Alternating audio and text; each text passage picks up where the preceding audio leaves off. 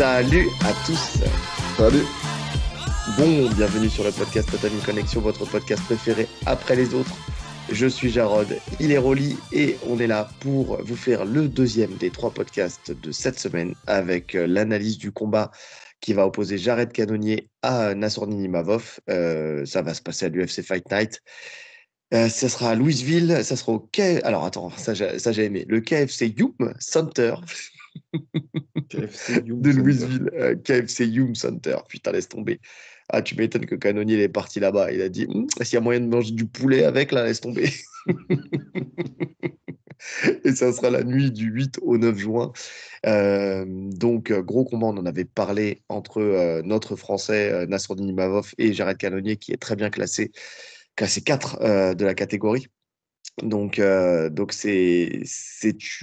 gros rendez-vous pour lui parce que ça va avoir beaucoup d'implications pour la suite de sa carrière. C'est bien, c'est un bon combat, c'est un bon match-up, c'est quelqu'un que Ouais. tu dois accrocher. Enfin, en tout cas, si tu l'accroches sur ton palmarès, ça en dit long sur ton niveau. Bah, c'est Donc, simple, hein. Dans cette KT, les seuls à l'avoir battu, c'est Whittaker et Adesanya. exactement. Whittaker et Adesanya. Donc c'est pour ça. C'est pour ça. 2 mecs qui ont été champions. Donc ça veut dire que si tu le bats, tu as potentiellement le calibre champion. Ouais. Voilà. Alors après, c'est des maths, hein. On sait très bien que les maths, on le dira jamais assez, que ça ne veut rien dire dans ce sport. Mais quand même, en tout cas aux yeux de l'UFC, ça veut dire que potentiellement, on peut te propulser à la ceinture. Et C'est si t'es pas ça. propulsé tout de suite, tu peux être mis dans une demi-finale, par exemple, bah, contre un Strickland, hein, le combat qu'il souhaite, contre un Strickland en demi-finale pour une ceinture après. Ouais. Donc autant dire que pour Nassourdine, quoi qu'il C'est arrive, le il est match le gagnant. plus important de sa carrière, là. Pour l'instant, ouais. Exactement. Donc, et c'est un match-up en plus qui est intéressant pour lui parce qu'il est favorable aussi pour lui. Il y a un petit blueprint avec Whittaker, on va en parler. Ouais, ouais, je suis d'accord. Disons que Cannonier, il amène pas le truc qui pose le plus de problèmes à Nassourdine dans une cage. Non. Maintenant, même s'il apporte pas de problème, ça reste un C'est un problème. problème, bien sûr. L'homme est un problème, de base. Donc, on va commencer, une fois n'est pas coutume, par le tail of the tape avec un canonnier qui fait 1,80 m, qui est petit, hein. Et finalement, par rapport aux autres adversaires, il est petit, Ouais, mais il a une canonnier, sacrée tu le allonge. vois. Mais il a une allonge d'1,96,8 m. Il a 17 victoires, 10 KO, 2 soumissions, 5 décisions. Et il a 6 défaites, 2 KO, 4 décisions. Il n'a jamais été soumis. Et on va pas se mentir, il a soumis pour la dernière fois en 2013, donc c'est pas le cœur de son travail. Nassourdine, lui, il fait 1,91 m, donc il fait 11 cm de plus, mais il a une allonge plus petite d'1,90 m, 5 cm. Il est à 13 victoires, 5 KO, 4 soumissions et 4 décisions. Donc un palmarès en termes de victoires qui est plutôt équilibré, tu vois. Et il a 4 défaites, une soumission, 3 décisions et un no contest. Donc lui n'a jamais été mis KO. Donc c'est ça que j'aime déjà dans un premier temps, c'est que tu as un canonnier qui a 10 KO et un assourdine qui n'a jamais été mis KO. Donc tu vois, potentiellement, tu vois, déjà dans l'idée, ça peut se passer par là, tu vois, dans le combat. Ouais. Enfin, une clé du combat, tu vois. C'est-à-dire que Nassourdine, tu vois, pour le mettre KO, faut déjà pouvoir développer des compétences Il est difficile à très toucher. fortes. Voilà. Et le problème, c'est exactement ça. C'est il a un coup d'œil de malade. Mais c'est le cas des deux, hein, de toute façon. Les deux ont un coup Ouais, d'œil en je suis boxe d'accord. extraordinaire. Mm. Donc ça va être très intéressant. Et ben on va commencer avec la boxe, justement, avec un canonnier qui est plutôt complet, d'ailleurs, et qui est précis. Il s'est boxé dans les 2 gardes. Ça, c'est une grosse force pour lui. Bon, c'est souvent le cas dans le MMA, mais en tout cas, pour canonnier, tu sais, on parle souvent quand on boxe dans les 2 gardes, l'attaque, c'est toujours bien, mais la défense, c'est toujours, il y a toujours un côté où c'est plus poreux.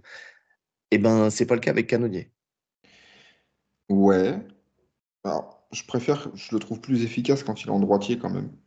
Je le trouve plus Oui, dangereux.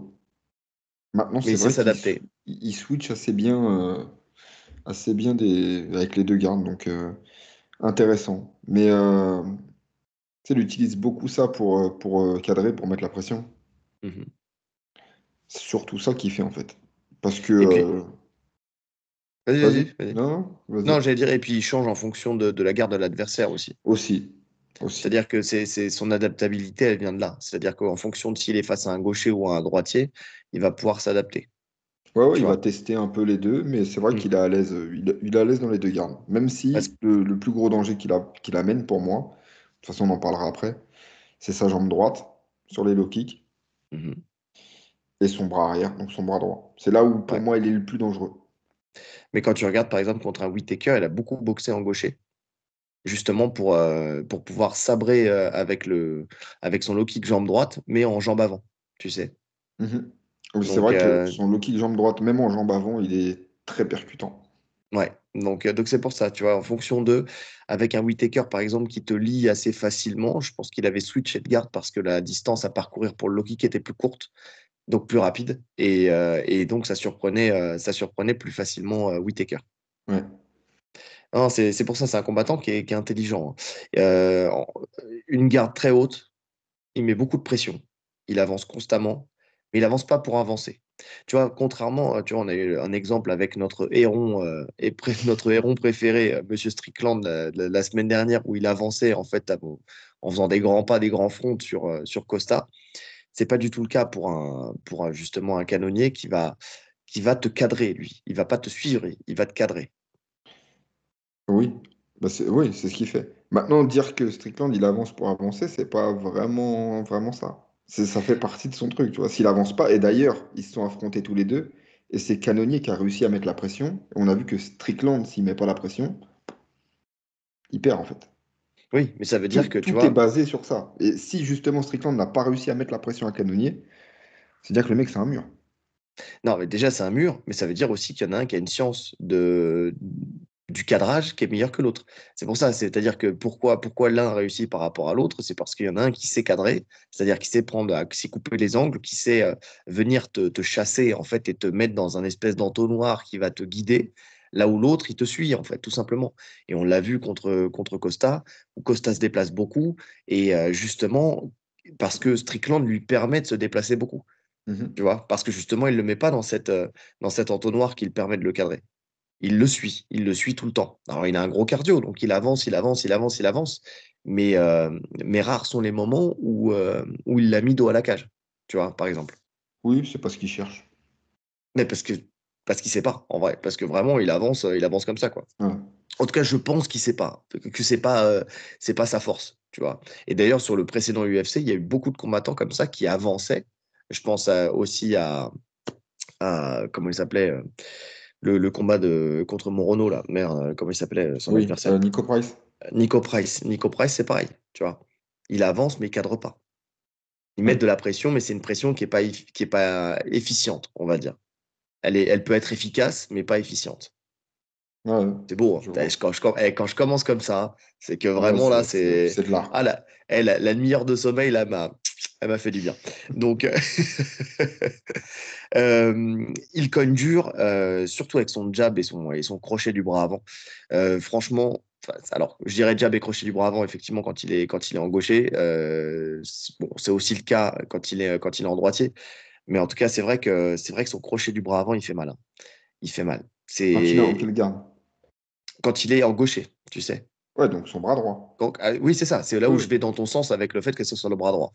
Mais voilà, il frappe. Alors, comme je disais tout à l'heure, hein, il a beaucoup d'allonges, donc il frappe beaucoup en ligne directe avec son jab, avec son jab cross. Mais ça n'empêche pas quand même de varier les plaisirs, de varier au corps, de varier à la tête avec des crochets, même si quand même la plupart des frappes sont en ligne directe. Tu vois, il est plus petit, il est obligé de rentrer dans la distance. Donc, Ouais, pour le coup, il avance pas mal avec son jab. ouais. Après, ça dépend contre qui, hein. Tu vois, il a imposé son jab contre Vettori, mais Ouais, c'est facile contre Vettori. Tu vois, contrairement à Nassourdine. Non, mais c'est vrai, Vettori, ouais, bien sûr. il est pas réputé pour sa boxe. Contre Whittaker, c'était bien plus compliqué. Ouais, Contre oui. Strickland aussi, hein. Il n'arrivait pas à imposer son jab, hein. Donc il J'ai cherchait pas revu Strickland. En fait, contre Strickland, il mettait la pression, il cherchait vraiment le coup dur, hein. Donc il se jetait même sur des crochets larges. Même contre Whittaker, il le faisait, tu vois. Donc, ouais, je pense que si tu gagnes ce combat-là, parce que Nassourdine aussi a un excellent jab, Mm. même encore mieux, encore plus rapide. Je pense que tu peux le frustrer et l'obliger à se jeter un peu plus. Tu penses que le jab de Nassourdine est plus rapide que celui de Whittaker? C'est pas le même. Whittaker, C'est pas son le jab, même. il le met en avançant, tu vois. Exactement. Il surgit. Alors que Nassourdine, ça part vraiment. Je pense que le jab, Il a les deux. Il a les deux, Nassourdine. ouais, il Soit a les. soit il plonge dessus, ou alors Ouais. sinon il peut l'envoyer Mais directement. je pense que la vitesse de bras de Nassourdine, juste la vitesse de bras, sans parler de l'explosion pour rentrer, je pense qu'il est plus rapide. Mais par contre, peut-être moins longtemps. Tu vois, il va être très rapide sur les 3 premiers rounds. Et je pense qu'après, ça va descendre. Là où un canonnier, sur les 5 rounds, lui, il va rester. Du début à la Oui, fin, il va être aussi dangereux, aussi explosif. ouais, oui. Parce que tu vois, tu me cites en fait deux profils, alors qui ne sont pas les mêmes. Alors j'ai pas revu Strickland parce que je trouvais que qu'en termes de style, c'était pas ce qui correspondait le mieux à ce combat-là, tu vois. Le premier combat que j'ai regardé, c'est Whittaker. Bien que ça soit une défaite pour Cannonier, j'ai regardé Whittaker parce que pour moi, le style boxe karaté, tu sais, c'est ce qui se fait de mieux dans la catégorie, tu vois, avec Mhm. Nassourdine, justement. Et, euh, et en fait, là, maintenant, quand tu me parles de Strickland, effectivement, c'est pas le même jeu, mais le fait qu'il y en a un qui reste très droit, donc qui reste à distance. Tu vois, tu sais, on l'a souvent dit, hein, il est difficilement touchable parce que justement, sa tête, il n'engage pas. Tu vois, il est vraiment Mhm. toujours en retrait. Et un Whittaker qui, lui, au contraire, va engager, mais va engager sur de l'explosif, et donc qui garde une distance où justement, il n'engage pas, enfin, il ne surengage pas, bah, tu vois, où il faut aller le chercher. Donc, dans les deux cas, en fait, comme il chasse ses adversaires, effectivement, ça ne me choque pas que pour ces deux profils-là, il ait dû utiliser des crochets un peu plus larges, tu vois. Ouais. Et puis, tu vois, sur le combat contre Whittaker, il met pas plus la pression que ça, hein. Tu sens qu'il y a du respect pour Whittaker aussi. Mais parce qu'à chaque fois, il s'empale sur le jab aussi. Tu vois, donc en fait, si tu arrives à imposer ton jab, Mm. tu le fais sortir de son jeu de pression et tu peux le dominer à ce moment-là. Par contre, Ouais. s'il touche en avançant, s'il commence à mettre la marche avant et qu'il trouve son rythme, là, ça devient compliqué. Ouais. Après, la différence avec Nassourdine, c'est que, comme tu as dit tout à l'heure, Whittaker, il peut sur 5 rounds, il peut faire son escrimeur sur 5 rounds. Tu vois, il va beaucoup se déplacer, il va rentrer et tout ça, il va moins rester. Et en plus, c'était sur 3 rounds, Euh, je crois. C'était sur 3 rounds. Oui, mais même sur 5, tu vois, il est capable de le faire. Mais par contre, Nassourdine, là, on Franchement, a sur, vu. sur 3 rounds, je pense qu'il aurait pu se faire toucher, Whittaker, à la fin. Parce que lui aussi, il y a toujours un moment, tu sais, où Whittaker il se fait toucher. Sinon, c'est pas normal. Sur 5 rounds, à Oui, mon avis, il serait fait toucher. oui, oui, non, je suis d'accord. Je suis d'accord. Mais là, tu vois, Nassourdine, même sur 3, il peut. Enfin, il va. C'est même pas il peut. C'est qu'au début, il va être explosif.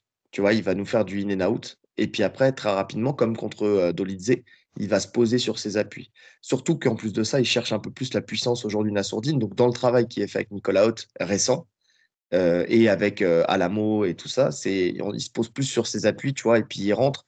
Mhm. Après, il profite du fait qu'il a un excellent coup d'œil, donc il peut rester sur ses appuis. Mais moi, je Mais pense ça que veut c'est une dire, bonne chose, ça, hein.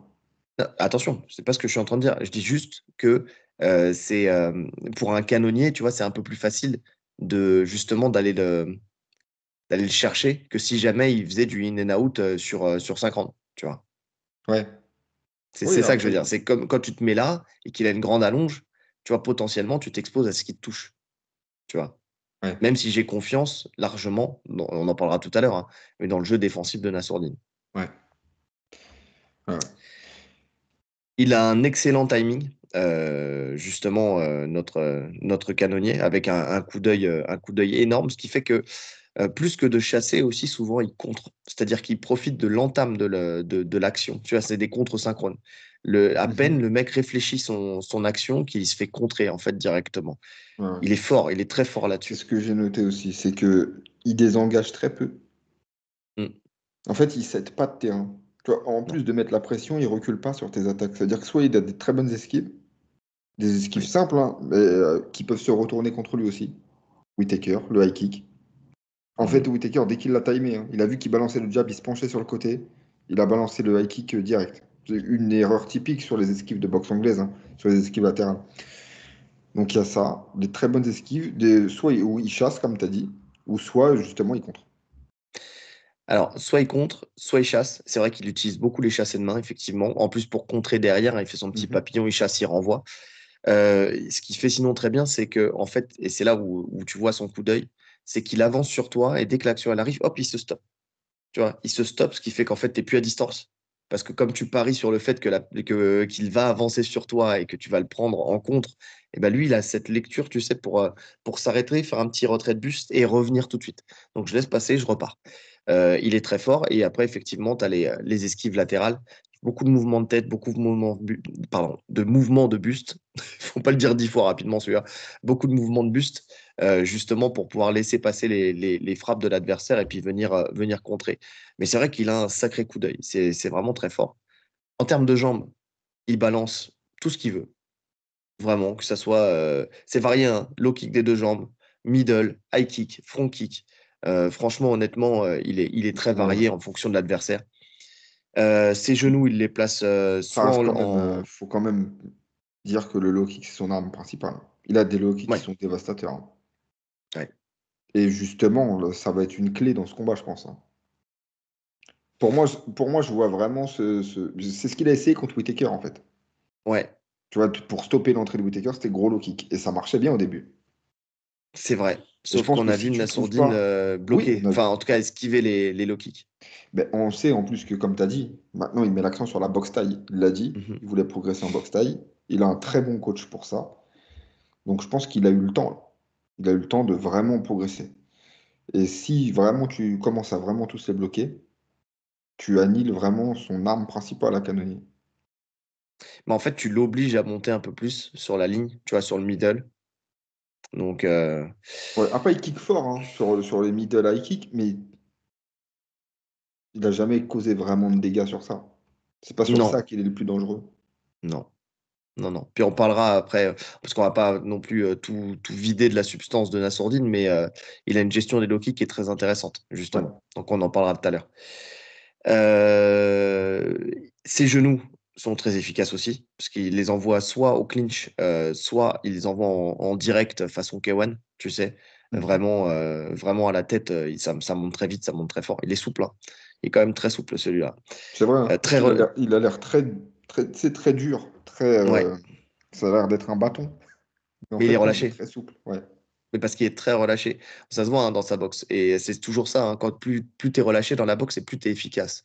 Plus tu vas frapper fort, tu vois. Justement, le fait de frapper durement et crispé, ça te permet pas de développer ta frappe correctement. Donc forcément, tu vas pas aller au bout de ta frappe et donc tu vas pas être aussi efficace que tu aurais pu l'être. Plus tu vas Mm. être relâché dans ta frappe et plus tu vas pouvoir aller chercher ta cible, en fait, tout simplement, et faire plus de dégâts. Et prendre plus de vitesse aussi. On sent qu'il fait mal. Bon, ça, on l'a dit depuis le début, hein. Tu disais que c'était un mur, mais on sent qu'il cogne dur. Enfin, tu vois, tu sens que quand tu prends ses coups, tu les sens passer. C'est vraiment ça. Le mec, c'est une pierre. Alors, c'est pas un mec qui va forcément te mettre KO sur chaque frappe, hein. Mais par contre, tu sens il va t'user. Il va t'user, et même si ça dure 5 rounds, il va t'user sur les 5 rounds. Enfin, tu vois, je repense à Vettori. Vettori, il a passé un sale quart d'heure sur 5 rounds, quoi. Et tu sens avec la manière avec laquelle il était marqué, tu sens que ça cogne dur quand même côté canonnier. Ouais.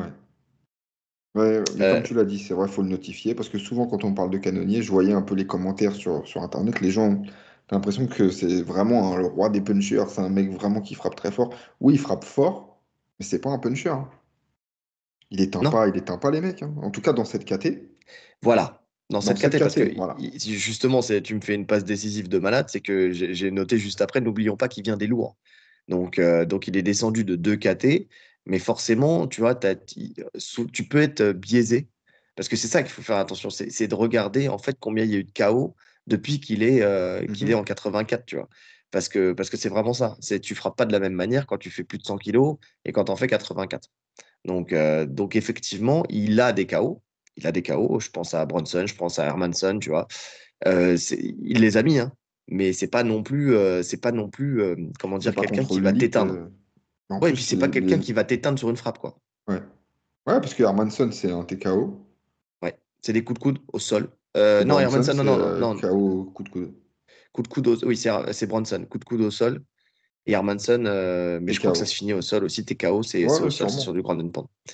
Donc oui, effectivement, c'est pas non plus un mec qui va t'éteindre, qui va t'en mettre une et puis tu vas tomber. Ouais. Euh, Niveau défense, on en a parlé, sur ses esquives rotatives, sur ses mouvements de tête. Moi, ce que j'aime le plus chez lui, mais parce que c'est un travail que j'aime beaucoup, c'est son travail de chassé. T'en parlais tout à l'heure, mais c'est vraiment très efficace. Tu sais, c'est con, mais même contre Adesanya, tu sens que ça a beaucoup joué. Alors, bien sûr, Adesanya, c'est un striker d'élite, hein, mais il y a beaucoup de frappes qui ont été bloquées et des contres qui ont été mis grâce à ce système de chasser. Le fait de chasser les mains, franchement, Mm. c'est très efficace chez lui, quoi. Ouais. Euh, Il a un gros menton. il a un gros menton, ouais, effectivement. Ça, ouais. Bah, de toute façon, il a jamais été fini par KO. En tout cas, dans cette caté, jamais. Dans Non, les dans autres cette caté, catés, non. ah, Je vais peut-être te en redire autre. ça. Je vais te redire Attends, j'ai ça. ça. S'il a 2 défaites par KO, Ouais, 2 défaites par KO. je vais pas regarder quand est-ce que c'était. Ok. Alors, C'est quand? Qui est là-dessus? ouais, donc il y en a une UFC 182 en poids lourd Ouais, en poids lourd. contre Sean Jordan. Et après, son autre défaite, c'est contre Dominique Reyes. Là, il prend un TKO contre Reyes en light heavyweight. Ouais, Mais dans cette d'accord. caté, non, jamais. Oui, après, c'est pas choquant, hein. Pareil, plus tu montes de KT, plus tu peux mettre des KO, plus tu montes de KT, plus tu peux prendre des KO, parce que les Ouais. mecs cognent de plus en plus dur. Ouais, parce qu'il encaisse quand même le high kick de Whittaker, il le prend. Il survit derrière au Grand Pound, il réagit bien. Donc Oui, il est solide, très solide. bah déjà, il se fait péter. Justement, si Nassourdine il le finit, il envoie un gros message, hein. Ouais, et puis il est capable de le finir. Il est capable de le finir. Parce qu'honnêtement, là, quand tu revois le combat contre Dolidze, euh, bon, l'arbitre n'arrête pas, mais il aurait très bien pu arrêter au premier round, hein. Ouais. Qu'est-ce que je voulais dire?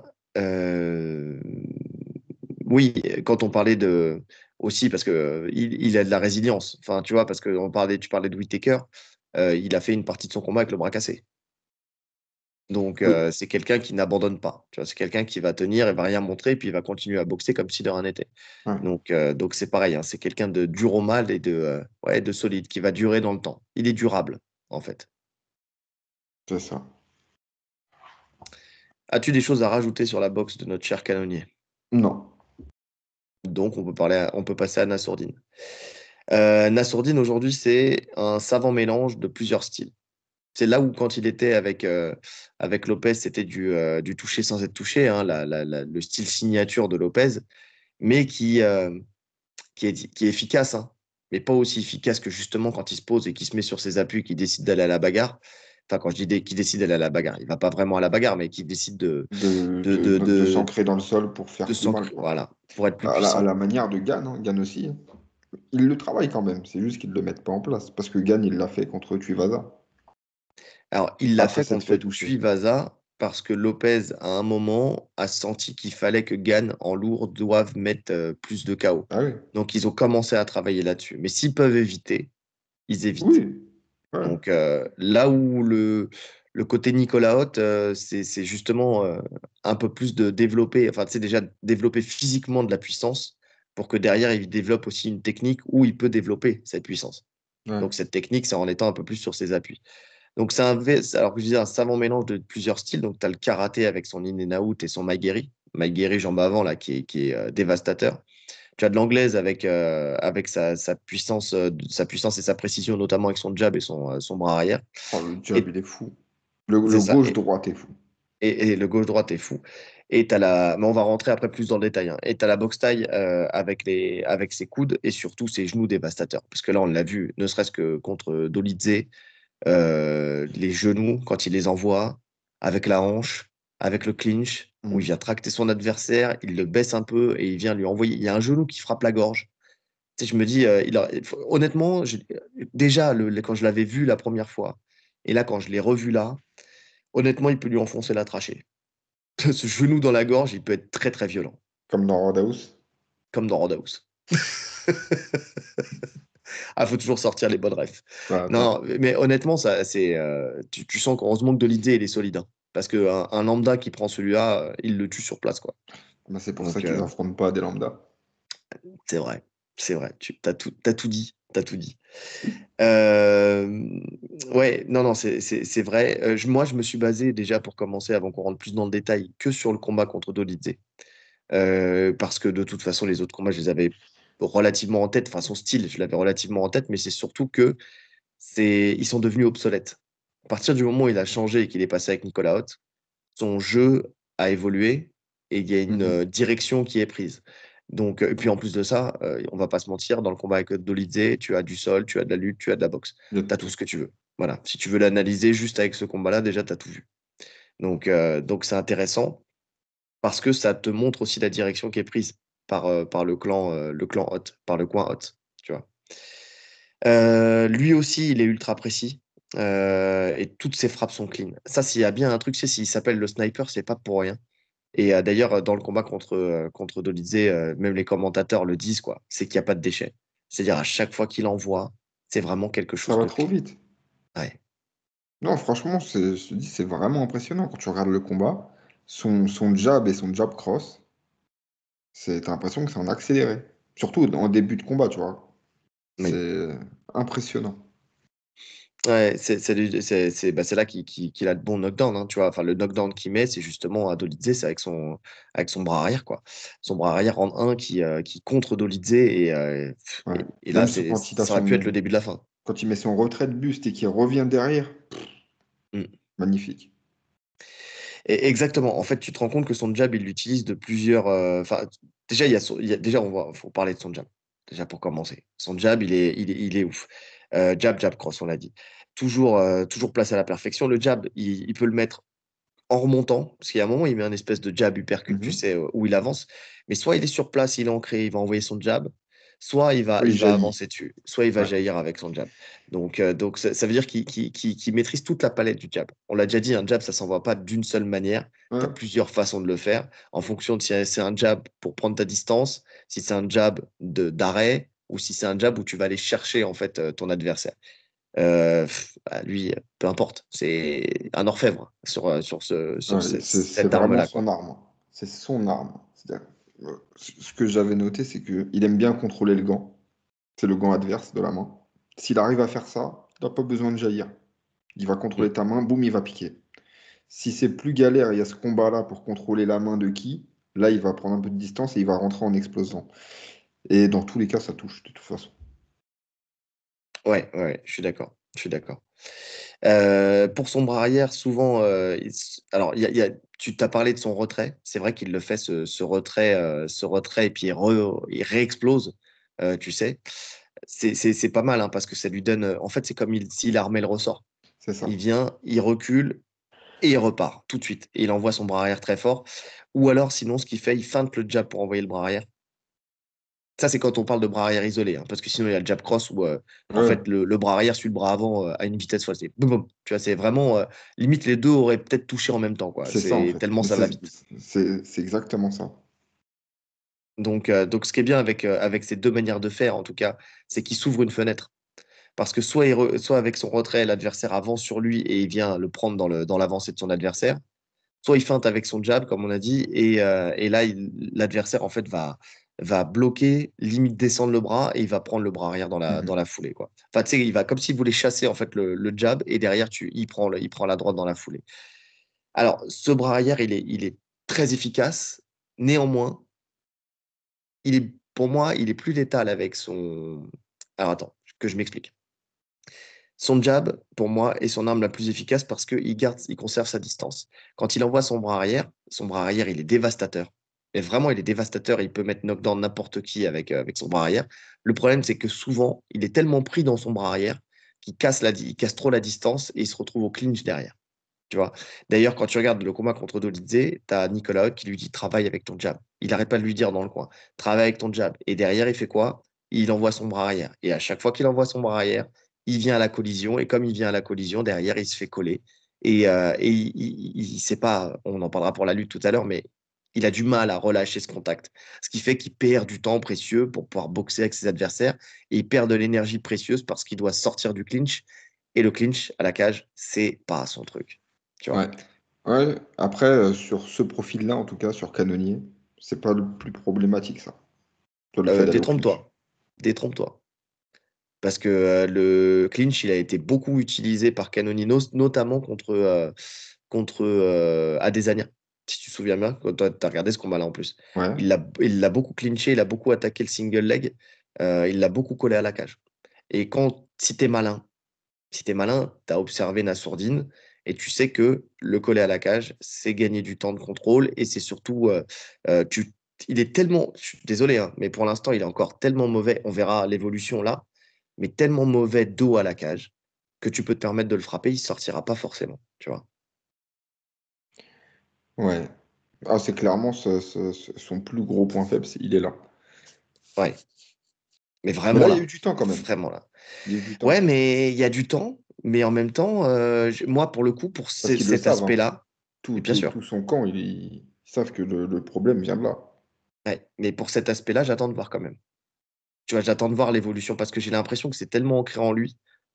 Tu vois, il y a un gros défaut là. Il y a un gros défaut et de savoir si, même s'il y a eu du temps, s'il y a eu assez de temps pour pouvoir le corriger suffisamment avec quelqu'un d'aussi puissant, parce qu'il est puissant dans son clinch, que Canonier. Ouais. Écoute, je suis pas plus inquiet que ça sur ce combat. Bah, on verra. On verra. De toute façon, moi en tout cas, je pense il y a une clé là-dessus, hein, que si justement il y a il sent qu'en boxe il y a une problématique, il va le coller, il va pourrir le combat. Il a de l'expérience, un Canonier, hein. Ouais. Maintenant, pour parler du footwork, je pense qu'il a bien progressé aussi sur son footwork. On l'a vu contre Dolidze. Je le trouve plus efficace. Plus efficace sur ses sorties, etc. Justement, c'est plus difficile de le coller. Là où il se faisait coller tout le temps avant. Ouais, mais en fait, le truc, c'est ce que je te dis, c'est que malheureusement, je suis d'accord, mais la plupart du temps, c'est lui qui tombe dedans. C'est lui qui va le chercher, ce clinch. D'autant plus quand il commence à fatiguer. Ouais. Alors ça, quand il fatigue, je suis d'accord. Mais ça va avec le fait que dès qu'il fatigue, il perd son explosivité et sa vitesse de bras, ce qui est sa plus grande arme. Ouais. Il la conserve pas sur 5 rounds, ça c'est sûr. Ça c'est sûr. Tu peux pas Mhm. être aussi rapide sur 5 rounds. Oui, sauf que là où il pourrait justement temporiser et gérer sa distance avec son jab, il a tendance à sortir en isoler son bras arrière. Parce que plus il fatigue et plus j'ai l'impression qu'il veut finir Il veut et qu'il finir, va bien sûr. envoyer dur son bras arrière. Et le problème, c'est que c'est contre-productif parce que à le forcer, il vient au contact. Alors que son bras arrière pourrait venir beaucoup plus facilement s'il travaille avec son jab et qu'il trouvait la bonne ouverture, tu vois. Ouais. Avec ses fronts et son jab, tu vois. Oui, c'est front et Donc, c'est side aussi. et Il a c'est des bons side. sides, hein. Il a des chassés Ouais. jambes qui sont bons, ouais. Il a des chassés jambes qui sont bons.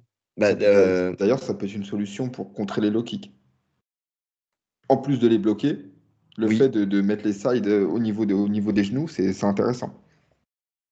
Oui, je suis d'accord, je suis d'accord. Side ou front, hein, parce que son front, il l'envoie, il chasse avec son front aussi au niveau des jambes. En fait, il a les deux hauteurs, soit au corps, soit à la jambe, tu vois. Ouais. Vraiment, il l'a beaucoup fait contre Dolidze. Euh, donc, même s'il est varié en termes de jambes, hein, parce que lui aussi, hein, le high kick, il monte très bien, middle et tout ça, mais son arme favorite, c'est quand même le front kick. Front kick, jambe avant. Tu vois, Mm. tu sens que ça use l'adversaire. Dolidze, il en a pris, mais un tas. Surtout dans le premier round, il venait pas. Il rentrait. Jab, front, jab. Tu vois, et ça, quand il est comme ça, tu vois, même s'il n'est pas explosif, enfin, même s'il n'est pas dans le in and out, tant qu'il est sur le fait de piquer comme ça avec son front et avec son jab, à la manière de Cyril Gane, hein, eh ben, c'est Oui. dur de lui rentrer dedans. C'est dur de lui rentrer dedans. Franchement, s'il fait ça, je pense il peut stopper Canonier aussi, tu vois. Parce qu'avec avec sa jambe, il aura toujours plus de distance que Canonier avec ses poings, tu vois. Donc, et tu sens vraiment qu'il stoppe fort, tu vois. C'est pas quelqu'un qui, qui va mettre un front, mais pareil, ça va pas stopper son adversaire, tu vois, qui va pouvoir continuer à avancer dessus. Non, non, il Lui, te tu coupe. sens que quand il te coupe, il a la pointe des orteils qui rentre et qui te fait mal, tu vois. C'est pour ça que j'insiste sur le Maegiri, tu vois, pas sur un front classique, mais Où tu vraiment viens juste type repousser, ouais. Maegiri, c'est ça, où tu viens, tu frappes avec le bol du pied, tu sais, et vraiment celui-là, il te fait mal, il te coupe en deux, quoi. Et tu sens qu'il le maîtrise parfaitement bien. Donc, voilà. Qu'est-ce que je voulais dire? Donc, ouais, ça fait beaucoup de dégâts et ça use. Quand il envoie les genoux, on voit aussi que ça fait mal. On l'a dit tout à l'heure, le travail à l'amo, il porte ses fruits.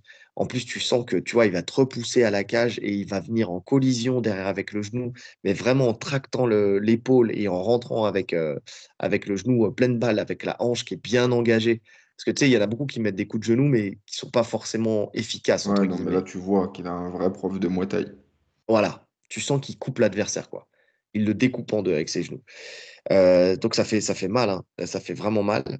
Pareil avec ses coudes aussi, qu'il envoie de plus en plus au clinch, qui sont aussi très efficaces. Mais tu vois, Tu ça, c'est sens, hein. vraiment le genre de truc où je pense qu'il va progresser. Là, entre le précédent combat et celui-ci, je suis sûr que tu peux être. Voilà, on peut être certain qu'il a progressé sur les genoux, les coudes. Ouais.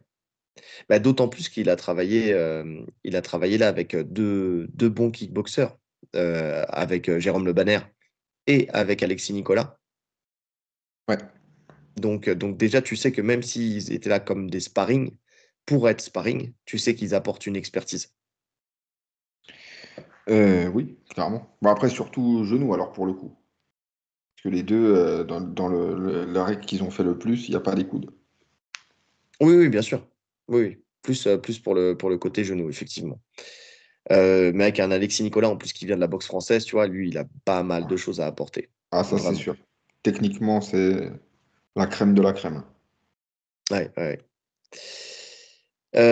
Niveau défense, bah, lui aussi, hein, sacré coup d'œil. Et un bon menton aussi, hein, faut le dire. Parce qu'il a aussi un excellent menton. Il en prend pas beaucoup, mais tu sais, celles qui frappent, tu sens qu'il les encaisse parfaitement bien. Ouais. Moi, comme tu as dit, comme tu disais la dernière fois, hein, il sait comment accueillir les frappes. Il n'a pas peur des Ouais. coups. C'est vraiment typique de l'anglaise, hein. C'est les mecs qui font de l'anglaise, ils sont durs. Ouais. C'est Bah, c'est particulier. C'est à partir prendre du. des coups de poing dans la tête, ça fait partie de leur métier en fait. Et tu Bah, sens quand qu'il tu a un sais qu'il y style a d'anglaise, donc C'est ça, quand tu tranquille. sais qu'il y a 80% des frappes qui viennent à la tête. Donc forcément, tu vois, c'est pas gênant pour toi parce que sinon tu fais pas carrière dans l'anglaise. Enfin, tu C'est vois, ça, tu vois, c'est une voilà. problématique pour toi. Dans l'échange, il panique pas. S'il prend une frappe, il la prend. Ça va pas le, tu sais, il va pas avoir un moment de oh, je l'ai pris.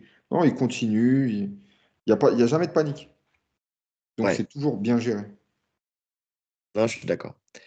Pour les low kicks, justement, il les check très bien, mais c'est plus que les checker, en fait, il lève il l'esquive en levant la jambe, en fait. C'est vraiment, en fait, il laisse passer le low kick et notamment le calf kick. Donc, tu vois, c'est une bonne gestion aussi d'un éventuel calf kick. Et Après, ce il que met j'ai pas aimé, forcément de calf kick, Canonier. non, non, mais je veux dire, en tout cas, c'est que ça soit low kick ou calf kick, en fait, tu vois, il se prémunit pour les deux. Tu vois, c'est dans les différents combats qu'il Ouais. aura à faire au long de sa carrière. Mais ce que j'ai aimé, c'est que, tu sais, souvent, on dit que si tu veux contrer en anglaise, il faut que tu l'encaisses pour rentrer avec ta droite, par exemple. Tu Ouais. vois. Et lui, au contraire, il vient lever la jambe et il envoie son jab presque simultanément. Je sais pas si tu as vu contre Dolidze. Dolidze, surtout premier round, il prend énormément de jab sur ses low kicks. Ça t'a pas marqué? Ça m'a pas marqué. Par contre, ça m'a marqué alors, sur le combat de Canonier contre Whittaker. Whittaker a utilisé ça. Ouais. Whittaker, justement, au début, c'était l'inverse. C'est-à-dire que Canonier shootait sa jambe quand il voulait déclencher le jab. Puis après, ça s'est inversé. C'est Whittaker qui, quand Canonier allait balancer son jab, boum, il rentrait. Et ça, Nassourdine, il peut le faire largement. Il a la vitesse de bras pour... Attends, attends, attends, attends, j'ai pas compris. Redis-moi, parce que là, là, pour moi, tu me dis quand Whittaker il voulait envoyer son jab, il rentrait. Attends, au début, effectivement, quand il prenait en contre Whittaker sur son jab en envoyant un low kick pour Voilà. l'empêcher de jabber, ok. Et après, tu m'as dit? Et puis après, Whittaker a pris le timing. Mhm. Et quand Canonier armait son low kick, allait le balancer, boum, il prenait le jab de Whittaker. D'accord, mais alors c'est pas fait de la même manière. Parce que Nassourdine, lui, laisse partir le low kick. Ok, Et en fait, quand le low kick vient, comme il lève sa jambe, tu vois, il lève sa jambe et en même temps, boum, il jab. Tu vois, le low kick passe et il envoie le jab par-dessus. C'est-à-dire que souvent, et ça c'est une erreur que font beaucoup de boxeurs, c'était que quand ils envoient le low kick, ils n'ont pas la garde haute. Tu ouais, vois, ça on l'a déjà dit. exactement. C'était, comment il s'appelle, Benzakem qui avait expliqué ça chez Greg MMA, où il expliquait que lui, que justement, quand il mettait des low kicks, il prenait bien soin de bien, bien monter la garde haute. Parce qu'il avait très conscience que c'était là que tu te faisais contrer, tu vois. Sauf qu'il y a très très peu de boxeurs qui prennent conscience de ça et qui justement lèvent souvent le poing arrière, mais pas les deux poings. Et donc, quand sur les low kicks de Dolidze, en fait, il laissait passer en levant sa jambe, tu vois, en ramenant son talon à sa fesse, entre guillemets, et par-dessus, boum, il envoyait son jab. Comme il est grand en plus, Nassourdine, tu vois, ça passait bien au-dessus de la garde et il en a pris pas mal, Dolidze, justement, de ces jabs-là. Mais ça, Ça m'a marqué. c'est sur des calf kicks. Je vois pas C'est comment sur ça des peut calf kicks. fonctionner sur un low kick normal, ce que tu dis, le talon fesse. C'était sur des calf kicks, mais il montait très haut sa jambe. Il montait très haut sa jambe. Après, sur des low kicks, effectivement, Parce que Canonier, il ça le sera met vraiment en différent. pleine cuisse, hein. Ah oui, non, lui, il mettra pleine cuisse. Et Et puis, j'ai c'est trouvé pas ça la même intéressant comme. puissance. C'est pas la même puissance que Dolidze sur les low kicks, hein. À Je suis Canonier, d'accord. il frappe vraiment fort. Je suis d'accord. On Alors, voit qu'il frappe vraiment fort à partir du moment où il arrive à générer une puissance de malade en étant avec sa jambe avant. Tu vois, quand il est en gaucher et qu'il met le low kick jambe avant, donc jambe droite, t'as l'impression que c'est un low kick jambe arrière quasiment. ouais. C'est vrai, puisque de toute façon, tu sens que sa garde principale, c'est la garde droitier, tu vois. Mais Mhm. quand j'ai vu le premier combat que j'ai vu, c'est contre Whittaker, effectivement, et donc il était en garde de gaucher. Et je pensais qu'il était gaucher, puisqu'il le faisait déjà très bien, et parce qu'il arrivait à développer cette puissance avec sa jambe avant. Ah Et oui. c'est typiquement, tu vois, justement, la garde d'un gaucher, enfin, le travail, tu vois, moi, quand tu vois ça, je pensais à un gaucher qui avait travaillé ça toute sa carrière, tu vois, qui avait tout développé grâce au fait qu'il soit gaucher et donc envoyé sur la jambe arrière, enfin, avec la jambe avant sur l'extérieur de la jambe Ouais, plutôt. ouais. Et en fait, non, il le fait naturellement bien. Mais on va voir, en tout cas. Mais en tout cas, c'est vrai que sur ce travail-là, j'avais bien aimé. En tout cas, je trouvais ça intelligent. Tu vois, c'était différent d'habitude. Tu vois. Mhm. Donc à voir. Touk, touk, touk. Oui, non, mais ça, c'est ce que j'ai déjà dit. Que quand il envoie son. Je disais attention, j'avais mis un attention, donc c'est pour ça. Si je mets un attention, c'est qu'il faut que je porte mon attention là-dessus. Mais c'était sur le bras arrière, tu sais, où vraiment il y a la collision sur le bras arrière, surtout quand il commence à fatiguer, tu vois. Ouais. Ça, pour Ouais. moi, c'est son gros point faible, hein. C'est son gros point faible et sur le fait que justement aussi, et là-dessus, il a un défaut d'écoute de son coin.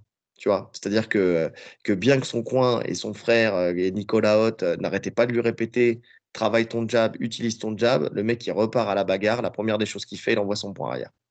Tu vois, et ça et ça pour moi c'est aussi un truc qui va avec le côté. Je pense que ça va avec le côté émotionnel aussi de Nassourdine. Tu vois, qui va Moi, je t'écouter pense. à la Ouais. lettre, mais s'il a décidé de faire autre chose, il fera quelque chose d'autre. Tu vois, il fera Ouais, mais quelque parce chose que je d'autre. pense, Il est comme tu as dit, têtu. moi je pense comme tu as dit, il sent qu'il fatigue et de toute façon, sa vitesse, elle descend. Il le sait, il en a conscience. On le sait, un profil aussi explosif que lui ne peut pas l'être, même s'il met que des jobs. Même s'il met que des jobs et on dit qu'il s'économise, mais non. Sa vitesse, elle va quand même descendre. C'est impossible d'être explosif sur 5 rounds. Donc je pense que c'est aussi pour ça qu'ils ont décidé de l'ancrer plus dans le sol pour qu'il finisse les combats. Parce que sur 5 rounds, sur des mecs compliqués comme ça, là, parce que Canonnier, pour le coup, il va pas ralentir. Si tu le mets pas vraiment mal dans les 3 premiers rounds, c'est-à-dire pas forcément le finir, mais lui faire suffisamment de dégâts pour que lui aussi soit vraiment abîmé dans le 4 et le 5, ça va être compliqué. Faire un Ouais. combat contre Canonnier en me disant je vais mettre que mon jab, genre ok, 2 rounds, 3 rounds, quatrième, cinquième, ça va être compliqué. Ouais, non, mais le truc, c'est que là, on parle pas de mettre que le jab, hein, tu vois, il parlait pas que de ça. Mais je pense que il y a une différence entre mettre que le jab et envoyer juste ton bras arrière où tu sais que tu vas finir au clinch. Et où c'est toi qui vas t'user, en fait. Parce que tu sais pas le gérer, techniquement, tu vois. Tu sais, tu sens qu'il y en a qui peuvent reproduire l'effort au clinch quand ils sont dos à la cage, parce qu'ils ont techniquement, ils sont là, ils sont armés. Euh, et surtout, on en avait parlé, parce qu'on en a déjà parlé, tu sais, quand on avait fait le débrief justement de Dolidze, Mhm, où Nassourdine pousse beaucoup avec les bras en l'air, tu vois. Il n'a mhm. pas un jeu où il va rentrer sous les aisselles en underhook. Lui, il va venir, il va pousser la tête. Donc, il a les épaules hautes à chaque fois, il a les bras hauts, et donc il se fatigue. Plus tu te fatigues sur le travail de clinch, plus tu as les épaules fatiguées, moins tu peux reproduire en boxe derrière aussi, tu vois. Donc il y a aussi tout cet arbitrage à faire. Parce qu'effectivement, si tu travailles avec tes armes, tes premières armes, les armes avant, tu vois, ton front et ton jab, derrière, tu peux sortir ton bras arrière, donc puissant, mais en gardant de la distance. Parce que ça te contient quand même. Tu vois ce que je veux dire? Quand tu envoies d'abord ton jab avant d'envoyer ton cross, Ah tu oui, vas te toi tu parles de contenir. pas l'envoyer en isolé. C'est ça, Ouais, ok. exactement. C'est juste ça. C'est qu'il a souvent tendance à envoyer le bras arrière en isolé, ce qui fait qu'il rentre en collision. Et comme il rentre en collision, à partir de ce moment-là, il se fait coller systématiquement. Et si t'es Écoute, pas con, tu vas user sur les ton combats que j'ai adversaire. vus de canonnier, Whittaker le touche comme ça, son bras arrière. Et dis-toi bien que même Vettori le fait vaciller avec son bras arrière comme ça. Ouais, ouais. Boum. Je me dis que la vitesse de bras de Nassourdine, il y a moyen justement de le surprendre sur un bras arrière en collision, quand lui rentre, quand c'est Canonnier qui avance. Non, mais ça, je suis Justement tout à... avec son retrait de buste et sa droite. Donc, je suis tout à fait d'accord avec toi sur le premier, deuxième round. Parce que plus il fatigue et plus son bras arrière, il devient moins puissant. Ouais, oui, bah oui. Donc c'est ça en fait. C'est ça que je veux te dire. C'est que et justement, tu l'as revu le combat contre Dolidze? Non, Ah ben voilà aussi, c'est pour ça. j'ai vu un C'est highlight.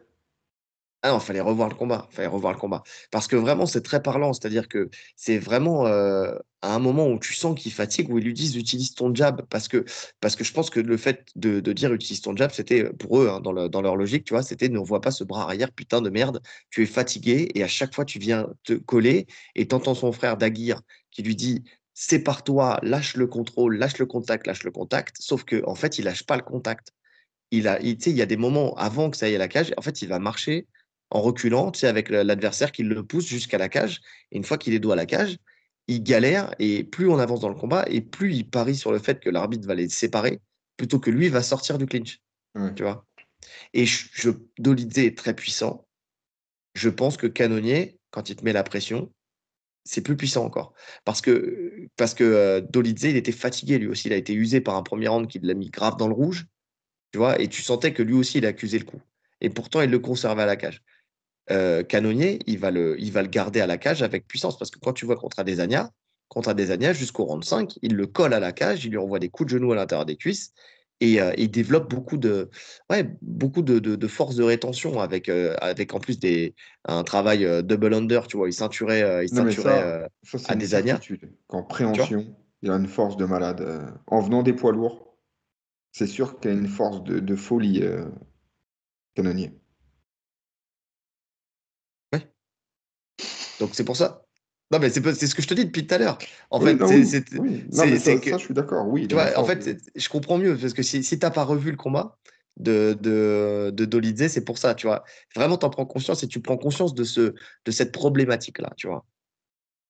Des temporalités dans le combat de Nassourdine. En tout cas, à cet instant T, ça veut pas dire que ça sera le cas dans le prochain, parce qu'effectivement, Nicolas va continuer à travailler, parce que la chance d'avoir un préparateur physique aussi qui est ton coach, c'est qu'il sait aussi quoi te faire travailler pour que tu puisses être, être meilleur. D'ailleurs, tu vois Nicolas Haute dans son coin qui lui dit il peut pas, avec tout ce qu'on a fait, il peut pas te mettre une pile en cardio. Tu vois, il lui dit texto ça. Il peut pas te mettre une pile en cardio. Et on était fin de deuxième round. Fin de deuxième round, et il dit il peut pas te mettre une pile en cardio avec tout le travail qu'on a fait. Et en fait, tu te rends compte qu'il accuse le coup quand même. Tu vois. Ouais. Et plus il Non, mais accuse le coup, et plus il envoie son bras arrière en isolé, plus il envoie son bras arrière en isolé, plus il vient à la collision, et plus il vient à la collision, plus il se fait coller à la cage.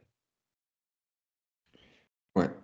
Et le problème à la cage, c'est même pas qu'une question de. C'est pas une question de physique pour moi. C'est juste techniquement. Il a pas trouvé son jeu pour sortir quand il est contrôlé à la cage. Bah, il commence, parce que tu sais, on en avait Il parlé la commence, oui. dernière fois. Il y a du Tu progrès hein, sais, sur le dernier combat, il y a eu du progrès, hein. c'est ça, où justement, à l'analyse, je t'avais dit qu'il fallait qu'il travaille plus en underhook. Et ça commence à être mis en place. Il le fait un peu, mais il a toujours tendance à se reposer sur le fait de monter les bras et de pousser la tête. Et comme il pousse la tête, bah, il favorise en plus le double under de l'adversaire. Et lui, il s'use les épaules à avoir les bras en l'air, quoi. Ouais. Donc on va voir si ça a évolué à ce niveau-là. Et j'espère qu'ils n'ont pas parié que sur le fait que ça allait être un combat de striking et qu'ils ont quand même travaillé là-dessus. Parce que pour l'instant, les seules images qu'on a vues de sparring, contrairement à Dolidze où tu voyais plus de mecs du jiu-jitsu brésilien avec Reda et tout ça, tu vois, là, j'ai l'impression que, en tout cas, ce qui a fuité, sur ce qu'ils ont voulu faire fuiter, en tout cas, Ah, ouais, non, mais on est d'accord, comme d'habitude, hein. C'était le banner, c'était Alexis Nicolas, et il n'y avait pas forcément. Alors, il y a du travail en lutte avec Maxime François et tout ça, hein, mais il y a aussi Ahmed Salamov, je crois, dans son camp. Ouais, Je sais pas s'il y était là, mais je pense que oui. De toute façon, je pense qu'il est toujours ouais. avec lui. Puis il y a son frère aussi, hein. Il y a Daguerre aussi, tu vois, qui lutte aussi. Donc c'est pour ça. On va voir. Mais justement, allez, déjà, pour ce combat, en boxe, Mais pour moi, l'avantage, il a Nassourdine, hein. moi aussi. Moi aussi, parce Moi, qu'il y a le je blueprint le vois Whittaker. au-dessus. Ouais, je le vois au-dessus.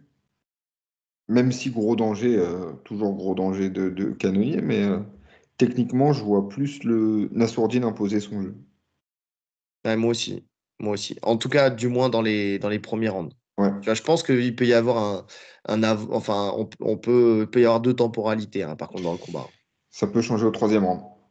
Ça peut changer au troisième round, ouais. Donc, il faut capitaliser sur au moins les trois premiers. Quitte à C'est perdre ça. les deux derniers, faut au moins que si ça aille à la décision, il faut qu'il ait capitalisé les trois premiers. C'est pour ça que je te dis, il faut le mettre mal dans les trois premiers. Ouais, ouais, ouais. Ouais, mais tu sais que par contre, même si tu le mets mal, il sera là jusqu'au dernier, hein. Il sera là jusqu'au dernier. Si tu le mets pas KO, en tout cas, il va pas baisser de régime. En tout cas, moi, pour l'instant, je parle vraiment dans cette KT des 84, j'ai jamais vu baisser de régime. Euh, Bah écoute, sur les combats que j'ai vus, non. C'est vrai qu'il baisse pas de régime. Il baisse pas de régime, par contre, il peut te respecter, encore une fois. Donc, mettre moins de pression, te laisser un peu plus d'espace. C'est ça qu'il faut gagner, en fait, sur Canonier. Il faut gagner son respect. Ouais, ah, il y a que contre Whittaker, hein. Mais je pense que c'est faussé parce qu'il avait le bras cassé aussi. Ouais, c'est possible aussi. Ouais, c'est possible. Parce que quand tu regardes contre Adesanya, sur 5 rounds, et pourtant il est face à un boxeur d'élite, il le respecte pas, il lui marche dessus sur 5 rounds, hein. Alors quand je dis il marche dessus, pas suffisamment pour gagner, hein. Mais je veux dire qu'en tout cas, Ouais, mais il est, des amis, elle a fait un combat de merde en plus. non, mais il a fait un combat de merde, certes. Mais est-ce que c'est Adesanya qui a fait un combat de merde ou est-ce qu'il y a aussi la gestion de la pression de Cannonier qui l'a peut-être un peu gêné aussi avec le travail justement à la cage. Encore une fois, je reviens à la cage avec ce travail de single leg où il venait le coller à la cage ou à la cage après, il revenait prendre le single leg et puis après, il en profitait pour boxer. Ah, il y a eu un travail très intéressant de fait de Cannonier contre Adesanya. C'est parce qu'on dit toujours Adesanya, il a fait un combat de merde. Mais en fait, non, quand tu vois à la lumière de Strickland, c'est peut-être pas ça. C'est peut-être que les boxeurs qui lui marchent dessus, tu vois, il a peut-être Oui, du mal ouais, c'est aussi. vrai. C'est vrai. Donc, euh, donc c'est pour ça. Bon, passons à la lutte. Canonnier, bah, très bonne lutte défensive. Déjà, on va pas se mentir, il est très stable, il va aller jusqu'à la cage, et quand il est à la cage, franchement, il va être dur à amener, et vraiment dur à amener. Enfin, faut vraiment y aller en enchaînement pour le faire tomber.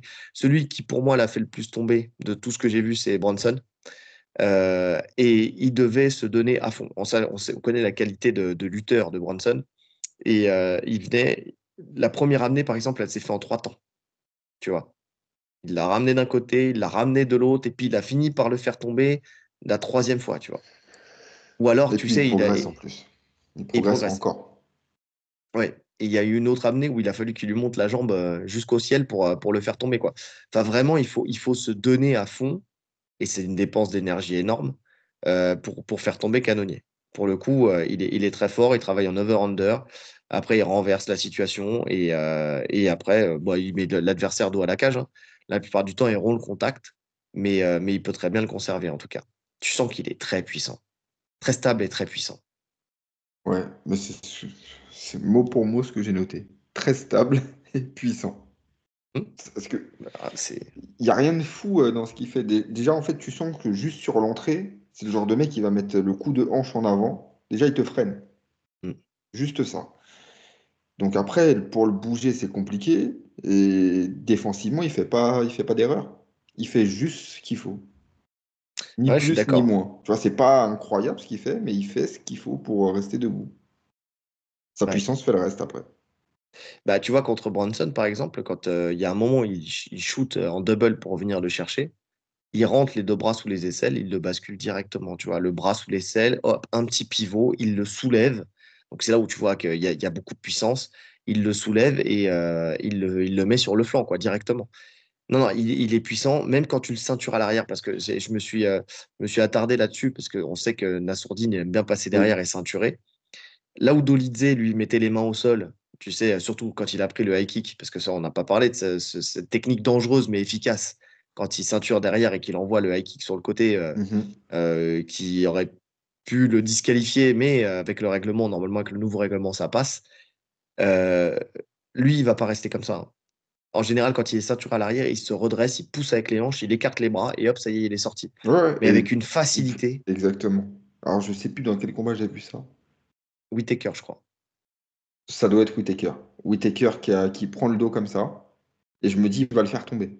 Il essaye de crocheter, il essaye plein de choses, ça bouge pas, et justement, voilà, il rentre les mains, il tend les bras, il avance un peu les hanches, le grip il saute, mais facilement, Ouais, facilement. Maintenant, il est fort quand même, Nassourdine, dans cette position. Je pense qu'il est plus fort que Whittaker dans cette position. c'est possible. C'est possible. Il attaque différemment. Il a quand même fait tomber Chris Curtis, hein, c'est pas rien. Le mec n'était jamais tombé, hein. Ouais, non, c'est vrai. C'est vrai. C'est vrai. Mais il le penche en avant, en fait. C'est vraiment ça. C'est, Ouais, enfin, tu sais, de toute façon, il a épousé, on en parlera tout à l'heure, mais la lutte dagestanaise, hein, pour ce style-là, hein. Il passe bien exactement. derrière et puis il te balance. Mais bon, le temps où il passe derrière, en fait, avant même qu'il puisse te balancer, tu vois, il a du temps, hein, quand même, canonnier, pour se redresser et faire lâcher des mains quand tu le ceintures. Donc ça va être intéressant de voir ça. Surtout qu'on sait très bien que ceinturer à l'arrière comme ça, quand tu as les gants, parce que c'est différent quand tu n'as pas les gants, quand tu as les gants de MMA aussi, c'est un peu plus complexe, tu vois, de vraiment venir avoir une saisie forte. On va voir. Écoute, on va voir, mais en tout cas, on sait que lui, il est capable de désolidariser les mains assez facilement. Il sait attaquer aussi, hein. Ça lui fait pas peur. Il a un très bon timing. Il a un bon double leg, pour timing double leg qui est très bon. Mais ça reste à la marge. C'est vraiment pas ce qui fait le plus, hein. Il préfère régler les choses debout. Mais s'il a Ouais, besoin de lutter, il va lutter. Tu vois, comme je disais depuis tout à l'heure avec Adesanya, s'il veut mixer les choses, parce qu'il sent qu'en boxe, il y a un niveau au-dessus, tu vois, niveau boxe, il va mixer les choses. Il n'y a pas de souci. Et il a un très bon, aussi, comme il a beaucoup d'allonges, il a un très bon single leg, tu vois, qui vient chercher en snatch single, tu vois, et comme justement Kamaru. avec Adesanya, il l'a beaucoup fait ça, où il vient, il rentre, il t'attrape, plah.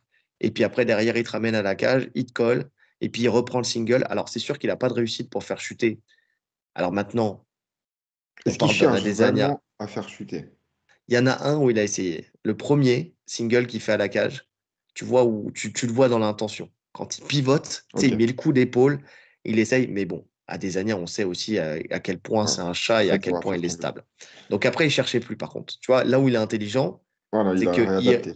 voilà, il redescendait, il le prenait, il le tractait un petit peu, puis il le relâchait, et puis il le frappait, et puis il revenait à la cage. Donc il sait très bien si jamais il a l'opportunité d'emmener ou pas. S'il n'a pas Ok. l'opportunité, il va pas s'acharner. C'est pour ça que je te dis, il a de l'expérience, il est intelligent. Il est vraiment intelligent dans sa manière de combattre. Et s'il est amené au sol, bah, en général, il se relève assez facilement à la cage, hein. Sans parler de la partie sol pour l'instant, Sans mais parler de la juste le fait partie de se sol. relever en lutte, Ouais. il est très puissant là-dessus. Ouais.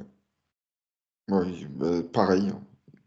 Ça va avec ses défenses de lutte. Il sait exactement quoi faire, comment se placer pour se relever. Ouais. Non, c'est impressionnant, hein. J'aime beaucoup, tu sais, les combattants comme ça qui. Ah, pas de fioriture. Pas de fioriture, mais, C'est voilà. exactement ça. Juste ce qu'il fait, c'est suffisant, tu vois. Et Ouais. donc, parce que qui dit pas de fioriture, dit pas de débauche d'énergie, tu vois. C'est ce qui l'aide à tenir aussi les 5 rounds, hein. Pas de dépose d'énergie, il y en a quand même, hein. Quand il se relève. On a l'impression qu'il force pas parce que le mec a une force d'ogre. Il y a une débauche d'énergie. Non, il y a une débauche quand il se relève. Quand il se relève, tu sens que c'est en puissance. Il y a de la technique, mais tu sens que, tu vois, il va se relever d'un coup, quoi. Mais dans la défense de lutte, je le trouve justement, encore une fois, il y a du relâchement, tu vois, comme dans la boxe. C'est-à-dire que tu sens que quand il est stable parce que justement, il a ce relâchement. Tu vois, tu vas venir le crocheter, il va presque être au point de tomber, et puis d'un coup, hop, sa jambe, elle va sortir, et puis il va reprendre son appui. Donc finalement, il y a pas tant de débauche. Par contre, quand tu shootes et qu'il vient rentrer avec le bras sous l'aisselle et que Ah il ouais, te ah, il te charge, il n'y a non, pas du là, on est relâchement. d'accord. Non, là, il y a pas de relâchement. Là, il y a du Mais tu vois soulèvement, là. mais tu vois le fait que sur la ceinture arrière, la manière dont il vient, qui fait lâcher le truc, tu sens que, tu vois, il y a pas tu vois, tu as 2 choix dans ces moments-là. Toi, tu viens, tu écartes tu sais, tu pousses avec les hanches, tu pousses les mains vers le sol, tu écartes les appuis, enfin les mains de l'adversaire et tu sors. Donc là, très rapide. Soit tu vas faire le choix de venir, de effectivement pousser les mains et puis rentrer ton coude à l'intérieur pour rentrer ensuite le bras sous l'aisselle et ensuite après venir basculer ton adversaire. Hmm. Bon, rien que dans le temps que j'ai mis à expliquer l'une et l'autre, tu as compris celle qui te demande le plus d'énergie. Déjà de base. Lui, il choisit la façon la plus simple, aussi parce qu'il a la puissance pour le faire. Voilà. Mais il met moins de temps, il débauche moins d'énergie. C'est QFD, tu vois, c'est pareil. Plus de force, moins d'énergie développée. Bref, t'as quelque chose à rajouter? Non, non, sur sa lutte, il n'y a pas, comme tu as dit, il n'y a pas 10 000 choses à dire, hein. Non, non, ça va. C'est franchement, honnêtement, ça va. Euh, Nassourdine. Alors lui, il a un bon niveau et offensif et défensif. Franchement, il a une lutte qui est très bonne, hein. Ouais. Il a vraiment une lutte qui est très bonne. Tu vois, parce qu'on pense On Nassourdine comme un sous-estime, on pense boxeur, striker. mais en fait, Il est non, pas du ultra tout. complet. Ouais. Très, très complet. Et d'ailleurs, comme c'est la première chose que j'ai écrit, comme tous les boxeurs de boxe anglaise, tu sais, et on en a parlé pour Topuria, on en a parlé pour tous ces combattants-là, il a un très bon timing d'entrée, ou alors il a une très bonne manière de passer sous le bras de l'adversaire, tu sais, pour venir ceinturer. Tu sais, ils ont ce Bah, déjà, ils ont travail ces mouvements de ouais, ces mouvement esquives, de rotations, buste, etc. c'est Et ça, qui puis, fait que et puis le coup derrière, d'œil. et le coup d'œil. Ouais, non, non, c'est clair. C'est vraiment quelque chose de fort chez eux, hein, que quand tu es un boxeur anglais qui comprend le timing de la lutte, t'es redoutable. Et lui, il est redoutable pour ça, vraiment pour le coup. Ouais.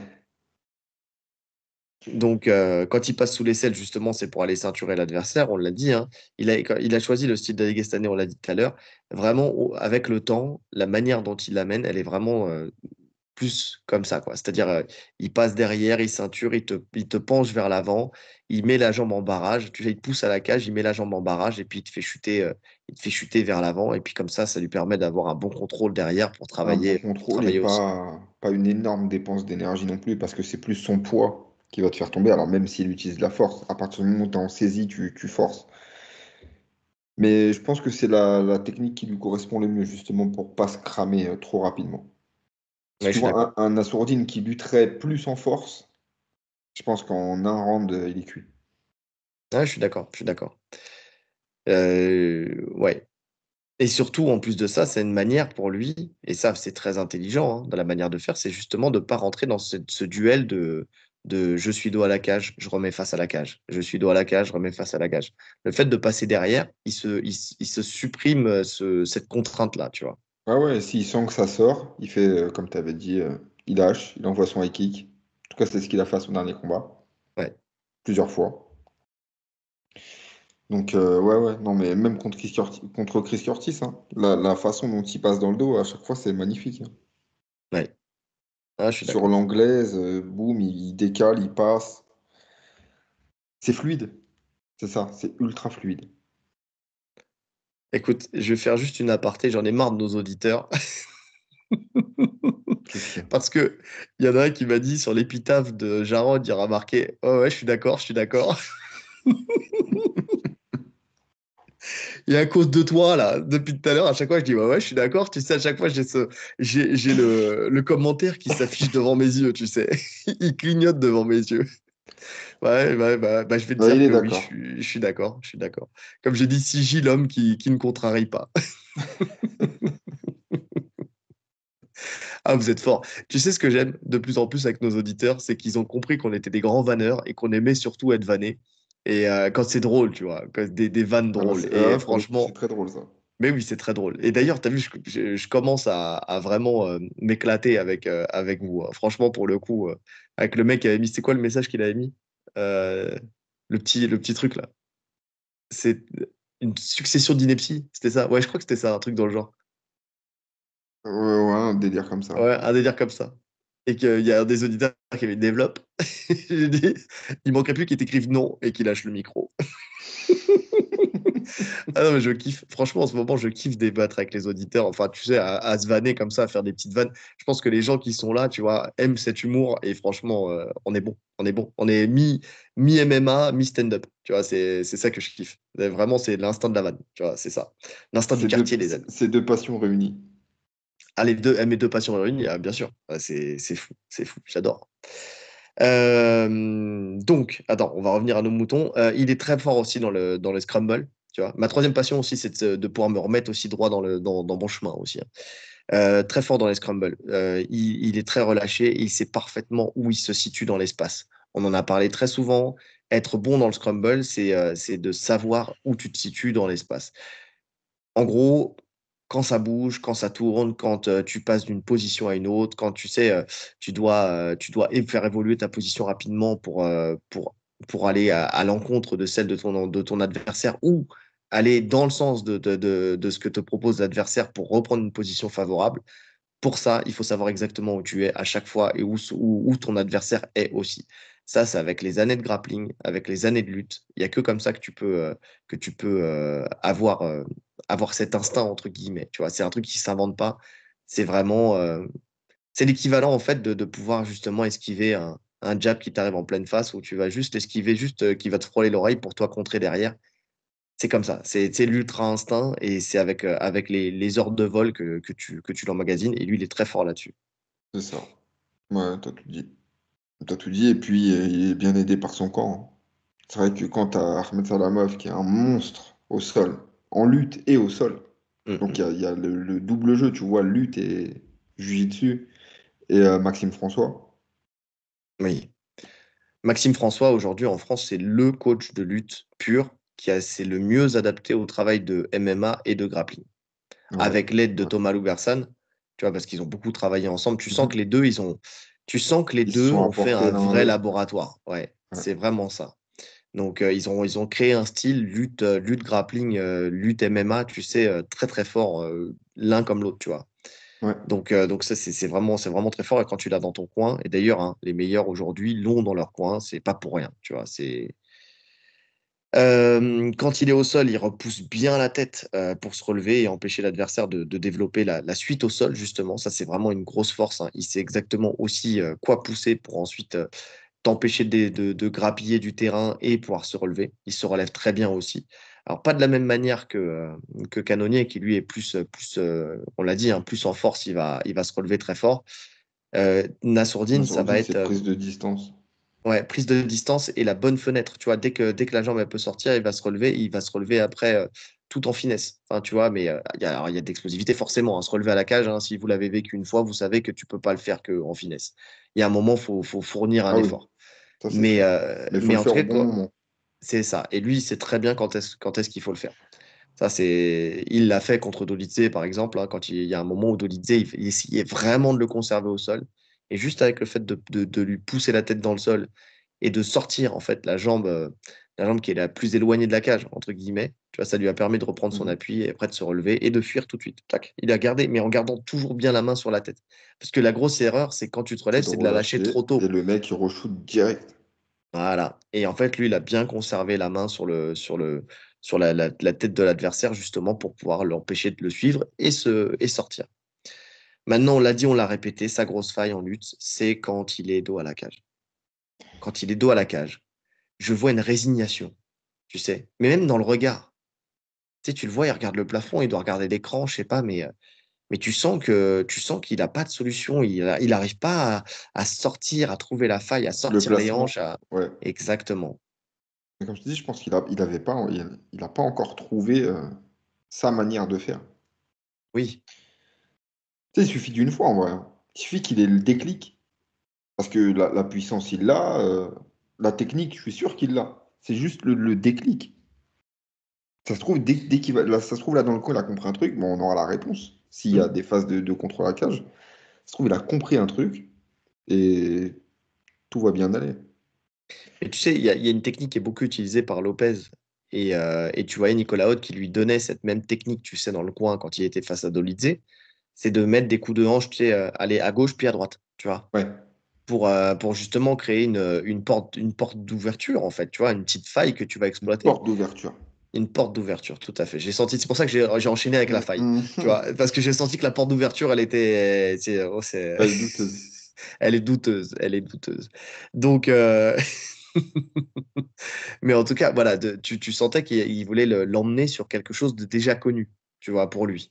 de lui rappeler qu'il y a cette façon de faire. Parce que forcément, quand tu reprends un combattant, tu ne vas pas le renouveler tout de suite. Tu vas capitaliser sur ce qu'il maîtrise déjà, Mhm. tu vois. Mais tu sens que ça, même ça, pourtant, il a un beau déhanché, tu vois. On l'a déjà vu danser. Non, mais je veux dire, quand il boxe, tu vois, il y a vraiment un truc qui colle pas entre sa manière de boxer où tu sens qu'il est très, justement, il a les hanches très relâchées, tu vois, il Très va pouvoir fluide. développer, c'est très fluide. Et quand il est collé à la cage, il y a pas. Et surtout, et je le disais tout à l'heure, vraiment, tu vois les Dolidze qui est- c'est un truc tout con. Tu vois, il vient à la collision. Donc Dolidze est dos à la cage. Tu vois, il aurait pu relâcher le contact tout de suite. Il ne le relâche pas. Pire que ça, Dolidze retourne, marche avec Nassourdine, qui là se retrouve dos à la cage, mais dos à la cage loin, tu vois. Et tu as tout ce moment où tu es centre cage et tu vas aller jusqu'à la cage. Tout ce moment-là, il peut couper un angle, Ouais. tu vois. Il sait le faire en plus. Et il ne choisit pas de le faire. Tu vois, il se laisse acculer à la cage. Et derrière, une fois qu'il est collé à la cage, il bouge plus. Il est là. Alors, il prend pas de frappe, hein, mais il essaie de pousser la tête dans les premiers rounds. Mais après, tu te rends compte que bah, il a plus la force pour ça. Et puis, il sait que ça lui crame les bras, donc il le fait pas. Et donc, il attend. Il attend. Et on sait très bien que il y a la jurisprudence Phil Hawes où il a perdu son combat à cause de ça. Parce que justement, il s'est laissé trop dominer à la cage.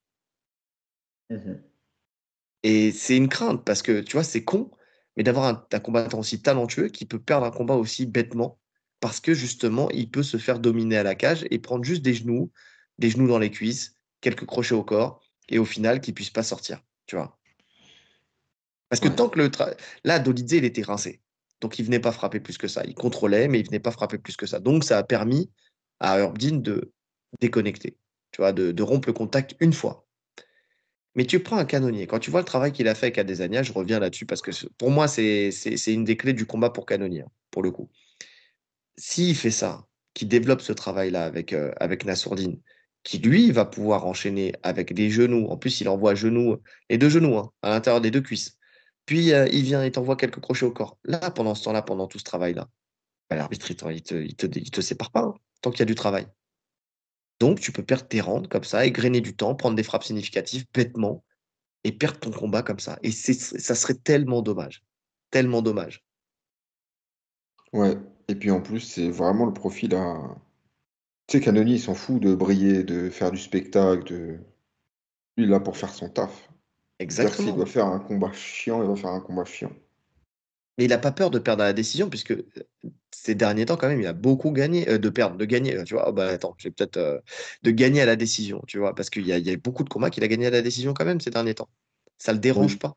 Il a 40 piges, il s'en fout. Il sait qu'il est plus près de la fin que du début, tu vois. Donc lui, ce qu'il veut, c'est engrainer les verres. Euh, Alors, c'est deux dernières victoires, ça, la décision. Oui, c'est ça, tu vois.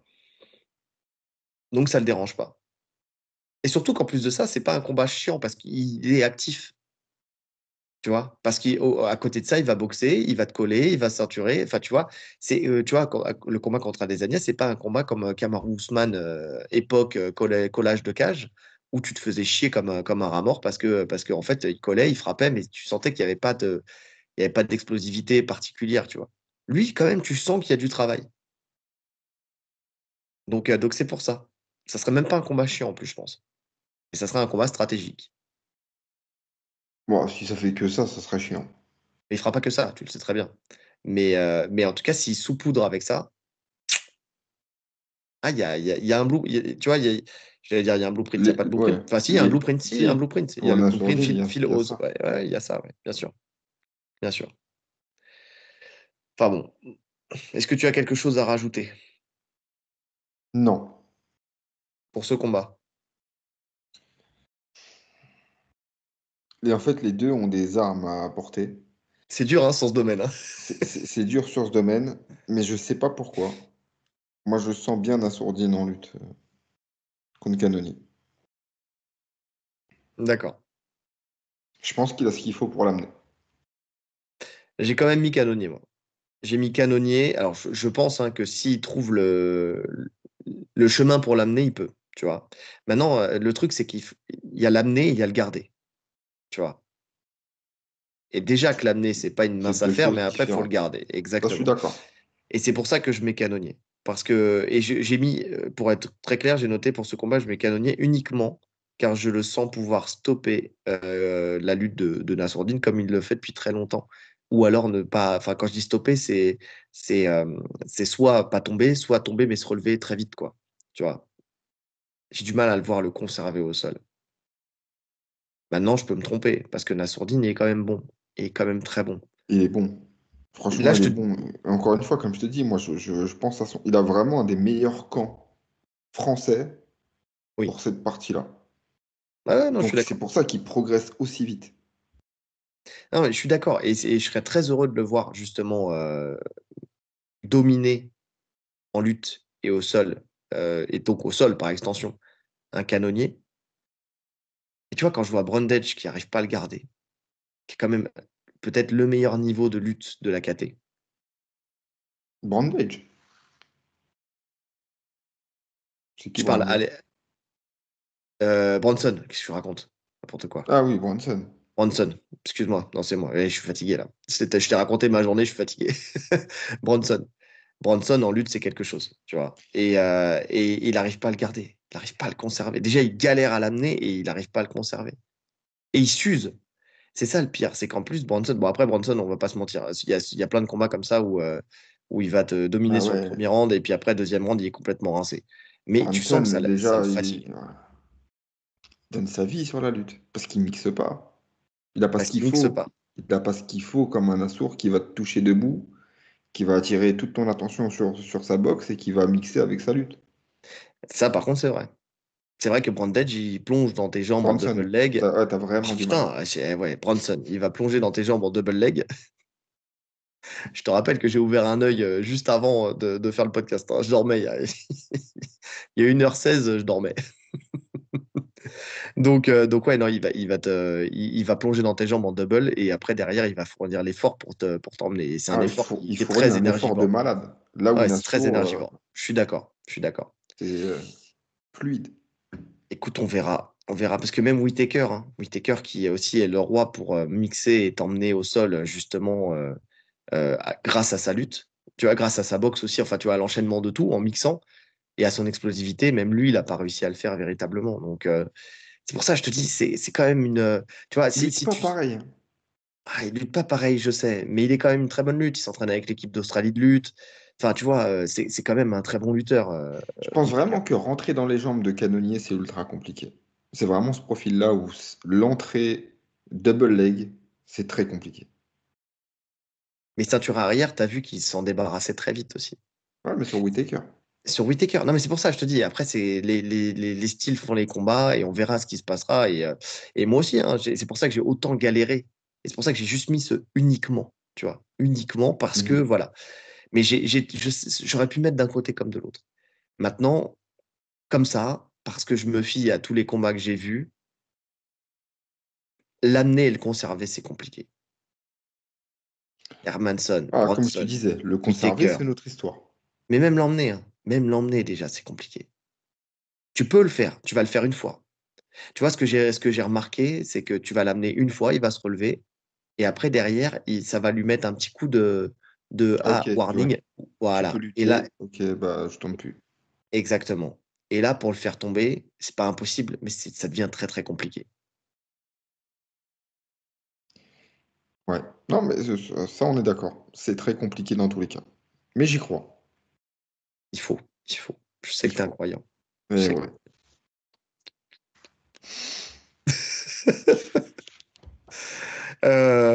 On y va. On entame le sol. Donc, Ouais. le sol de canonnier. Alors déjà, dernière soumission, 2013, par étranglement arrière, c'est pas significatif. Voilà. Déjà, le côté sol offensif, tu peux le mettre de côté. Tu peux ne pas en Ouais. parler, il n'y a pas de problème. On sait qu'il s'entraîne à la. Enfin, et c'est Julien Casier qui disait que c'était un pensionnaire de la Gracie Barra et qui faisait du jiu-jitsu brésilien depuis très très longtemps. Donc c'est quelque chose déjà qu'il maîtrise. Bon, déjà, et ça se voit. Lui, il va pas forcément chercher le sol, il va se relever assez vite. Par contre, quand tu l'amènes au sol, il a un schéma pour se relever qui est très très efficace. Comme je t'ai dit tout à l'heure, Mhm. il vient, déjà il cherche la demi-garde. de la demi-garde, bras sous l'aisselle, dogfight. Donc, il essaie de remonter bras sous l'aisselle. Soit ça marche en première intention. Si ça marche pas, en fait, comme il a créé suffisamment d'espace, il va replonger dans une papillon pour te charger. Tu sais, avec son crochet Reprendre papillon, sa il va te distance. basculer. Ouais, il se relève. Et non, il va pas te reprendre la distance, hein. Il va vraiment te Ouais, basculer ouais, sur il le te côté. bascule, il se relève. Voilà, il va se relever.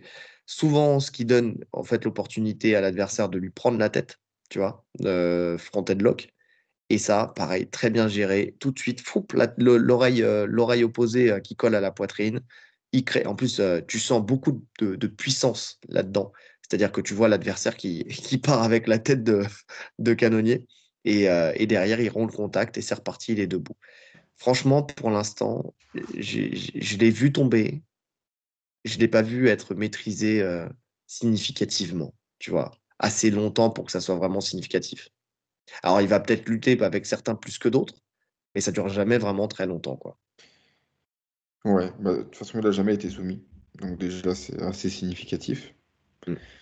Et même quand c'est Whittaker qui lui prend le dos, tu sais, quand il lui met le high kick, s'ensuit une phase de sol où il arrive à lui prendre le dos.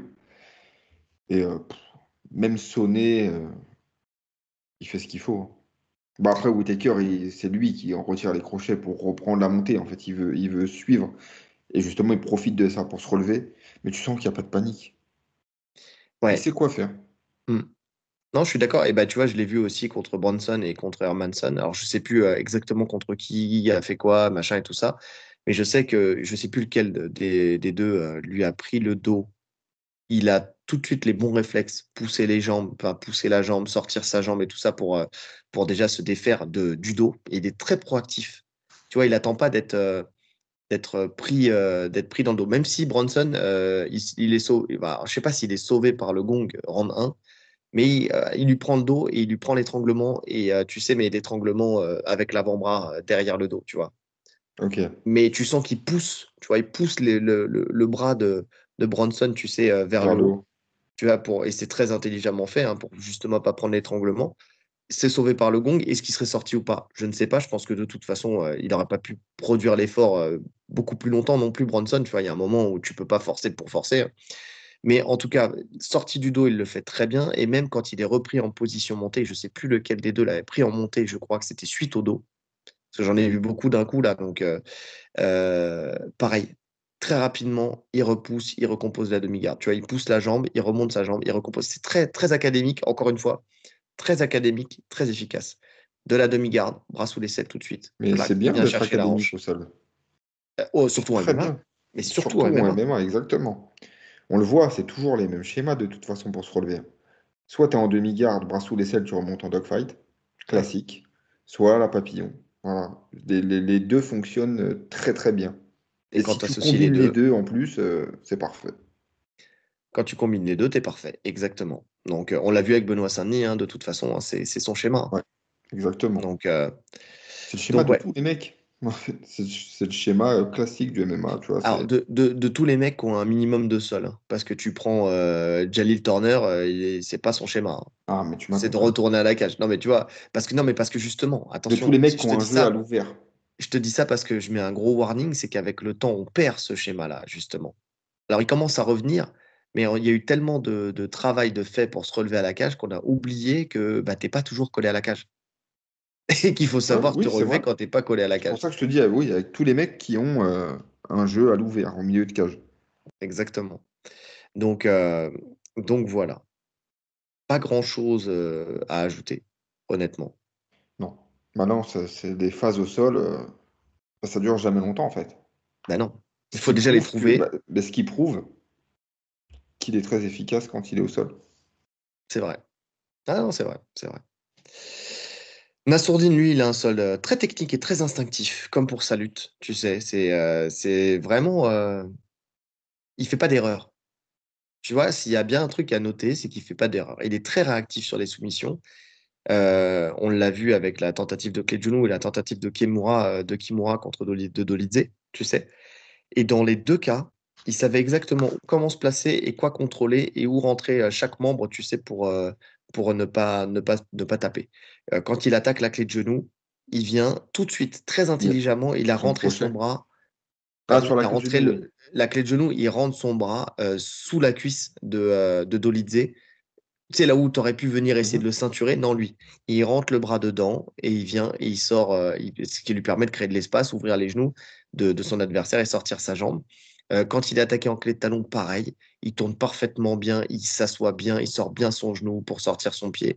En plus, bien drivé par Nicolas Haute, qui est aussi, en plus de ça, le mec a trop de casquettes de toute façon. Et c'est aussi une ceinture noire de lutte à livrer.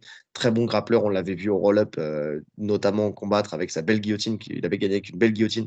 Très, très bon grappleur. Quand il prend la Kimura de debout sur une phase de lutte, il saute parfaitement bien pour se retrouver dans une position où il a sauté en latéral, justement pour que Dolidze ne puisse pas développer sa Kimura. C'est tellement bien fait à chaque fois. Tellement bien fait. Et il a toujours cette continuité, cette mobilité où il va suivre l'adversaire, il va se déplacer correctement, il va pas forcer une position au point de la perdre, tu vois, il va se déplacer, pousser la tête, planter la tête dans le sol. Même quand il se relève, encore une fois, tu sais, avec Dolidze, il y a un moment, il se relève, il est en chevalet, tu sais, avec une main posée sur la tête de Dolidze, il se déplace rotatif. Franchement, que dire? Tout est parfait. Ouais.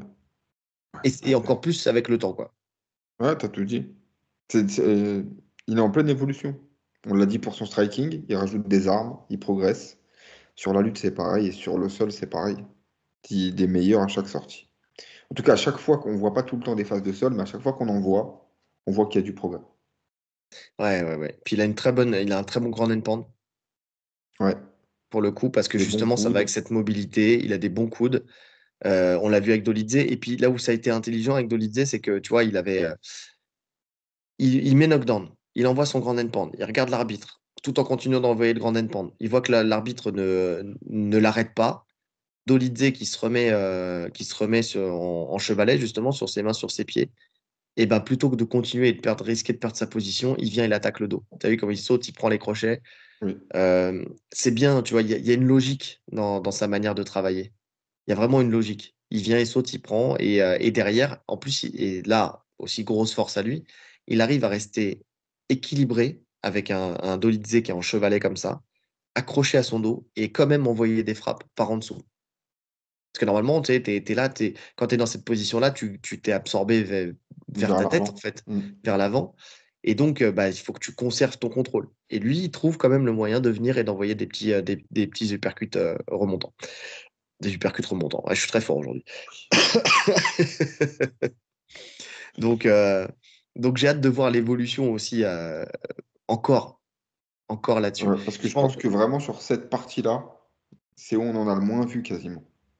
Pour moi, il est vraiment très fort au sol, Nassourdine. hmm.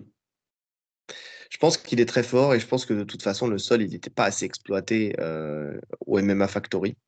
Ça commence à l'être visiblement aujourd'hui, mais à l'époque où il y était, en tout cas, il n'y avait pas cette logique Et même pourtant, à cette d'exceller époque-là, au il sol. était déjà fort au sol. Ouais, pardon, excusez-moi. Donc là, maintenant Euh, que l'accent est mis dessus, en tout cas ils s'entraînent sérieusement là-dedans, tu sens que non, tu sens qu'il a ce qu'il faut pour faire du mal à tout le monde dans la KT, hein.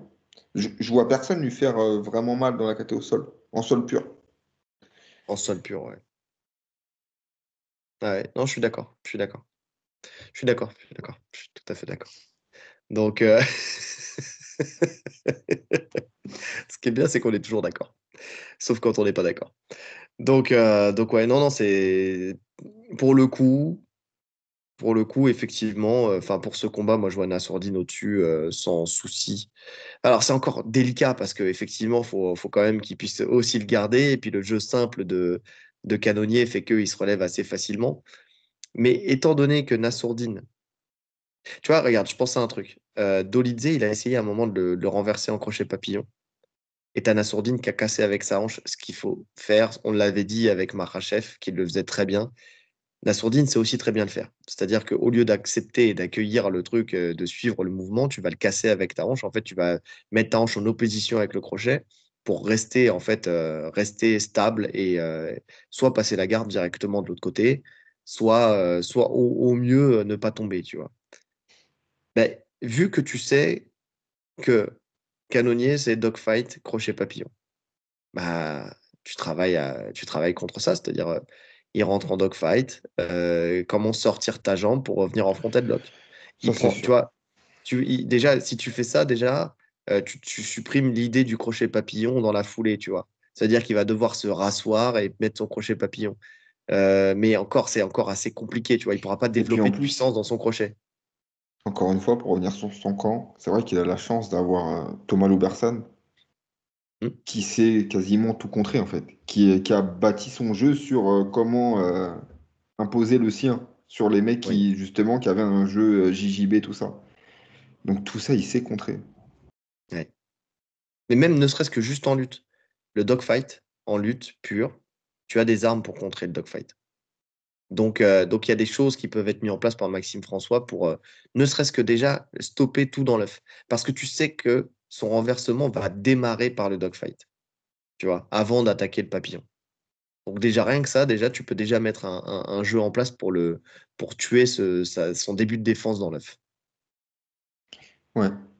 Moi, je pense que s'il lui prend le dos, il sort beaucoup plus difficilement, parce qu'il va mettre le triangle de corps, Hmm. il a des longues jambes. Tu vois, Whittaker, il voulait pas vraiment conserver. Whittaker, c'est pas un spécialiste pour conserver les positions. Je pense que s'il lui prend le dos, il pourra plus exploiter qu'un Whittaker, par exemple. Ouais. Et c'est pour ça que je mets Nassourdine, moi, pour ce combat. Tu vois, autant en lutte, tu vois, je mettais un léger pour Canonnier. Autant si ça va au sol et que Nassourdine arrive à bloquer juste son système de défense, je pense que derrière, c'est un très mauvais moment pour Canonnier. Ouais, moi aussi, je mets Nassourdine. Non, mais encore, en fait, surtout, j'ai mis Nassourdine, hein. Moi, je pense vraiment qu'en lutte, il va nous surprendre. Ah ouais, je te dis, hein, ça me choquerait pas non plus, hein. Tu sais, je te dis pas que c'est. Comme je te dis, c'est vraiment. Je me base sur ce que j'ai vu. Tu vois. J'analyse sur ce que j'ai vu. Maintenant, je Ouais, peux pas. mais même sur ce que j'ai vu, déjà, je le vois au-dessus. Là, c'est juste l'inconnu. Est-ce que la force de Canonnier va faire qu'il peut résister? Maintenant, techniquement, ce que propose Nassourdine, je le vois au-dessus. Ouais, ouais. Et je te comprends, hein. Mais après, c'est parce que tu vois, tu l'as vu gérer ces positions-là. Enfin, moi, je l'ai vu gérer ces positions-là contre Whittaker et donc je me dis bon bah c'est qu'il a la clé, tu vois. Donc c'est pour ça, c'est celui qui, il y en a un qui a la clé, il y a l'autre qui a la serrure, on verra qui impose le plus de dureté. Exactement. Les à côté. Le premier à côté, alors là on va pas parler du côté psychologique de Nassourdine, hein, parce que ça n'aura pas d'impact sur ce combat-là, on va pas se mentir. Il n'y a pas de trash talk du côté de Canonnier, il y en aura pas, il y en a jamais, il y en aura pas. Non, moi mon premier à côté sur Nassourdine, c'est plutôt le cardio sur 5 rounds, tu vois. C'est de avec un canonnier qui lui va être constant, tu le disais tout à l'heure et c'est vrai. Donc voilà. Ouais. S'il met la pression, s'il est mis sous pression surtout, est-ce que lui va pouvoir tenir 5 rounds? Enfin, il va les tenir, mais je veux dire dans quel état? Tu vois, c'est-à-dire qu'il va pas craquer, mais parce qu'on sait qu'il est résilient, on l'a dit. Mais voilà, quand il fatigue, il fait des erreurs. Quand il fait des erreurs, il peut laisser s'échapper le combat à la décision. Ouais. Ouais. Maintenant, je pense qu'il va commencer à prendre le rythme aussi des 50. Donc je pense qu'il va progresser quand même sur la gestion. Là, c'est son quatrième main event, hein. Ça sera son quatrième. Mmh, mmh. Donc, euh, donc forcément, il va apprendre à mieux gérer, même si, comme je te disais tout à l'heure, je pense qu'il tiendra jamais 5 rounds comme il fait. C'est un combattant trop explosif. Ouais. C'est comme ça. Faut l'accepter. Ouais, mais surtout qu'en plus de ça, moi, ce que j'ai hâte de voir, c'est les nouvelles évolutions. Ça, pareil, dans les à côté, hein, de Nicolas Haute, parce que l'un va avec l'autre, en fait. Parce que là, je fais le premier à la condition qu'il n'y ait pas forcément une grosse évolution sur son travail. Mais tu as un Nicolas Haute qui, d'un point de vue technique, stratégique, mais aussi physique, Mhm. va lui apporter beaucoup de choses. Il sait, alors par contre, ce qui me fait peur, c'est qu'il voulait qu'il soit beaucoup plus massif, tu sais, un vrai 84, donc plus volumineux. Alors c'est bien du côté punch, tu vois, rapport de force, punch, lutte. Maintenant, après, c'est de faire bouger cette carcasse-là, justement, avec un cardio sur 50. Sauf s'il parie sur moins d'explosivité et plus de, ouais, de bagarre. Quand je dis de bagarre, entre guillemets, hein, enfin, c'est pas de la bagarre, mais plus le fait de rester ancré face à son adversaire et donc de développer sa boxe sans trop sauter en in and out qui te crame de l'énergie au début, quoi. Ouais. Écoute, ça, on aura la réponse dans la cage. Moi, je pense pas que son explosivité, il va la conserver. C'est son arme principale. Ouais, même si tu vois que très rapidement, il l'a laissé de côté contre Le Dolidze, hein. sautillement, ouais. Ouais. Dès le premier round, tu vois, c'était vraiment le premier round. Je sais même plus s'il finit le round en explosif. Oui, c'est Tu vrai. vois. Mais parce que contre Dolidze, il n'y avait pas de danger debout. Non, il n'y a pas de danger tout court, à part sur quelques soumissions, sinon il n'y a pas de danger. Il n'y a pas de Honnêtement, danger. pour lui, c'était un combat très facile. Mais parce que aussi, il a nullifié Dolidze. Attention, hein. Parce que Oui, aussi, il a oui. nullifié Dolidze. Mais parce que Dolidze, en vrai, il n'avait pas les armes. Debout, Ouais, il n'avait pas les armes pour le mettre en danger. Là où un canonnier a plus d'armes. Donc je ouais. pense que il doit être sur le sautillement. En tout cas Non, au je suis début. d'accord. Comme d'habitude Ouais. en fait, hein. Au début, il doit le toucher avec son in and out et si vraiment il prend le rythme, là il pourra plus s'ancrer pour frapper plus dur. Mm. Est-ce que tu en as d'autres côté Nassourdine? Non. Donc, Canonnier, pour moi, j'ai une question déjà, c'est le déclin. Tu sais, il y en a beaucoup qui ont parlé de son déclin. Il a 40 ans, il peut être sur une phase descendante et donc ça pourrait jouer en faveur de Nassourdine. Est-ce que vraiment on a vu des signes de déclin? Moi, pour moi, pas du tout. Son dernier combat, c'est Vettori. Et Vettori lui fait une guerre parce que Vettori, c'est quand même un combattant. Alors, c'est sûr que c'est pas le plus grand technicien en boxe, mais c'est un combattant qui est rude, tu vois, et qui sait gagner un combat aussi, et qui a fait des main events, et qui a de l'expérience, et Et qui qui a va à fait. décision, donc Et- habitué sur les 5 c'est rounds. ça. Et il s'est fait Non, rouster. il n'y Il a pas s'est de fait déclin. rouster par Cannonier, il n'y a pas de déclin pour moi. Ouais. Il n'y a pas de déclin. Et son dernier combat, c'était le 17 juin 2023. Ah, c'était mon anniversaire. J'envoie un message. Donc il y a un an, quand même. Il y a un an quand même, hein. Il s'en passe des choses en un an. C'est vrai. C'est vrai que Mais j'avais pas tilté ça, ouais. Ouais. ouais, il y a quand même un an. Maintenant, on peut pas prendre compte de l'âge puisque, comme tu as dit, il n'y a pas de signe. Il n'y a pas eu de signe avant-coureur comme quoi ça allait mal. Ouais, Tu peux je pas suis passer d'accord. d'un mec qui fait 5 rounds tranquille à son dernier combat à un mec qui va arriver et qui va être cuit en un round. C'est pas possible. Mm. Non, et puis je vais reprendre ce que disait Julien pour le coup. Je vais lui faire un petit big up. Julien Casier sur le podcast Mandal là, que j'ai écouté lundi.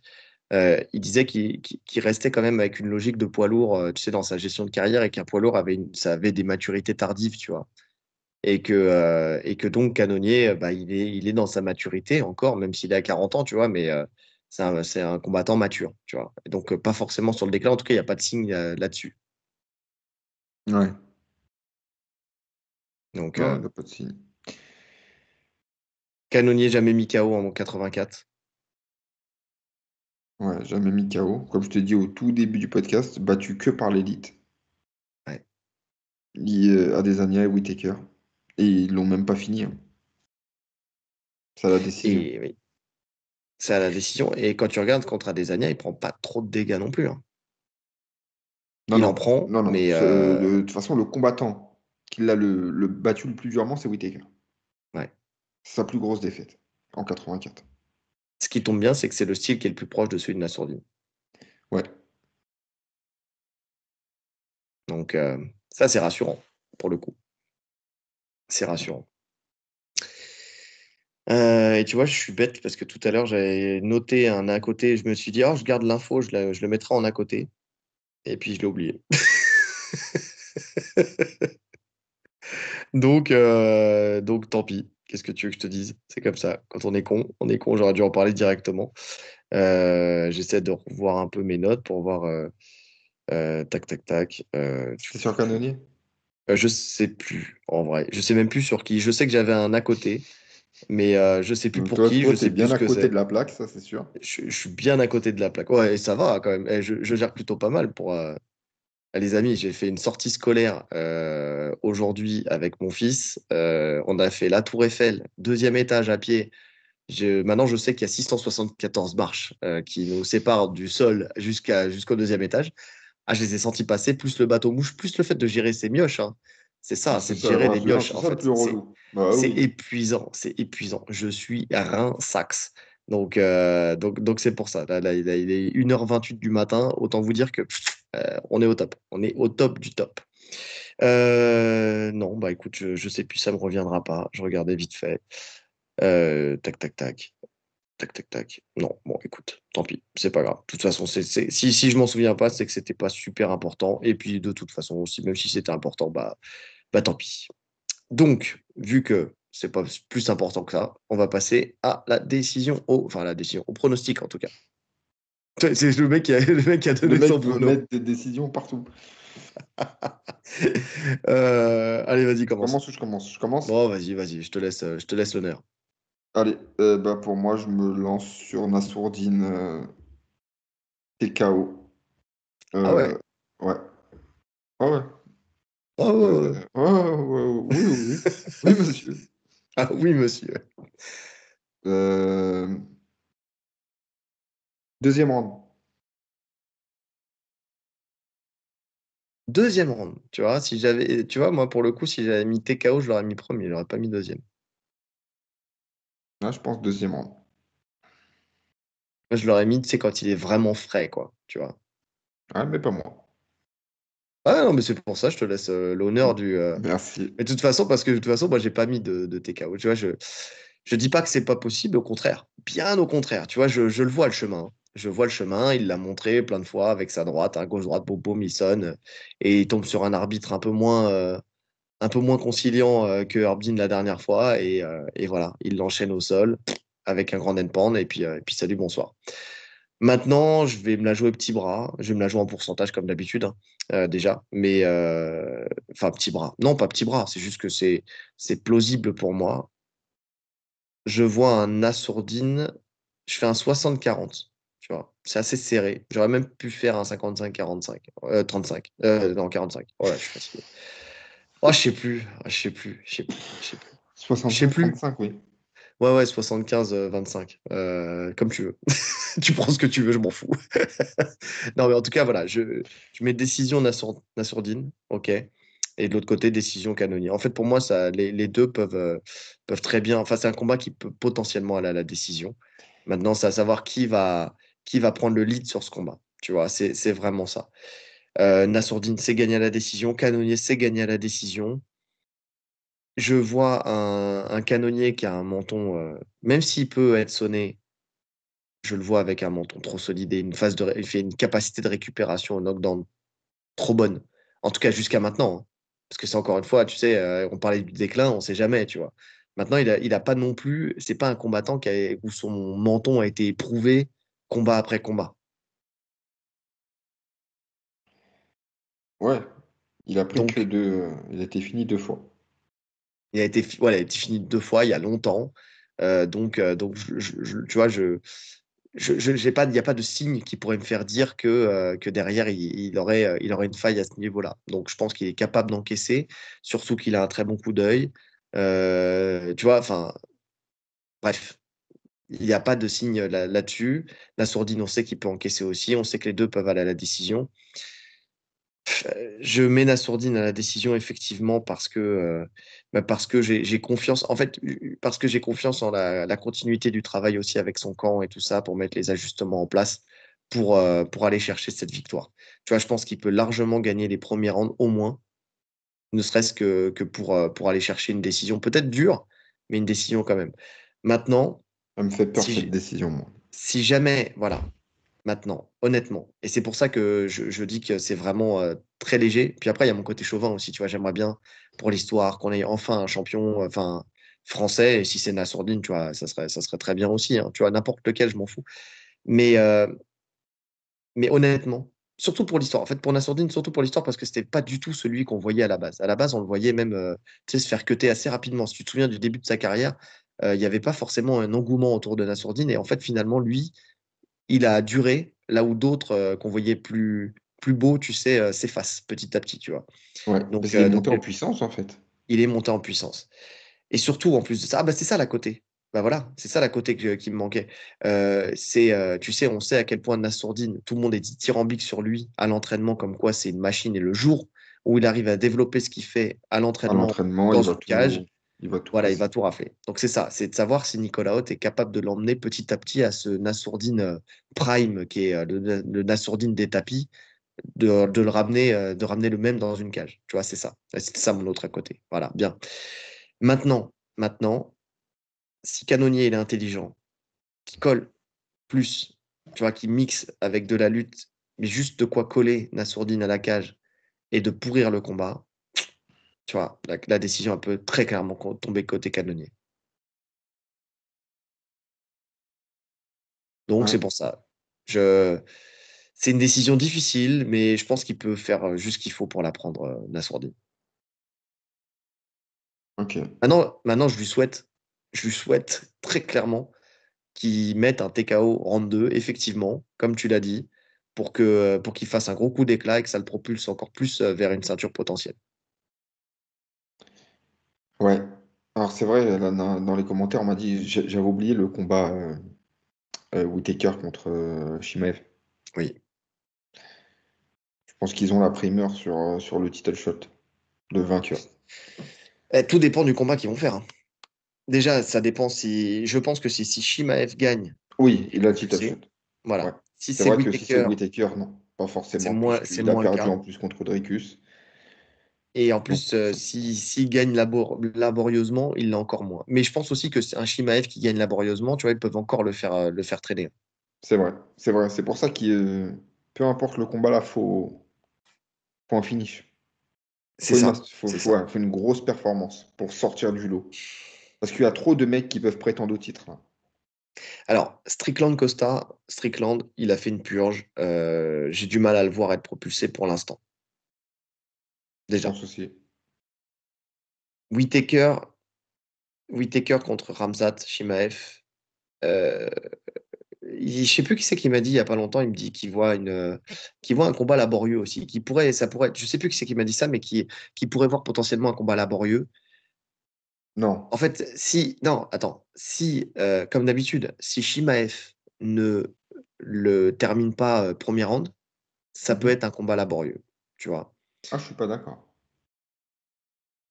Je suis pas d'accord. Enfin, Parce que si Shimaev est cuit comme d'habitude, Whittaker, il va Whittaker, il va dérouler lui rouler derrière. dessus. Ouais, Pas ouais. forcément lui rouler dessus.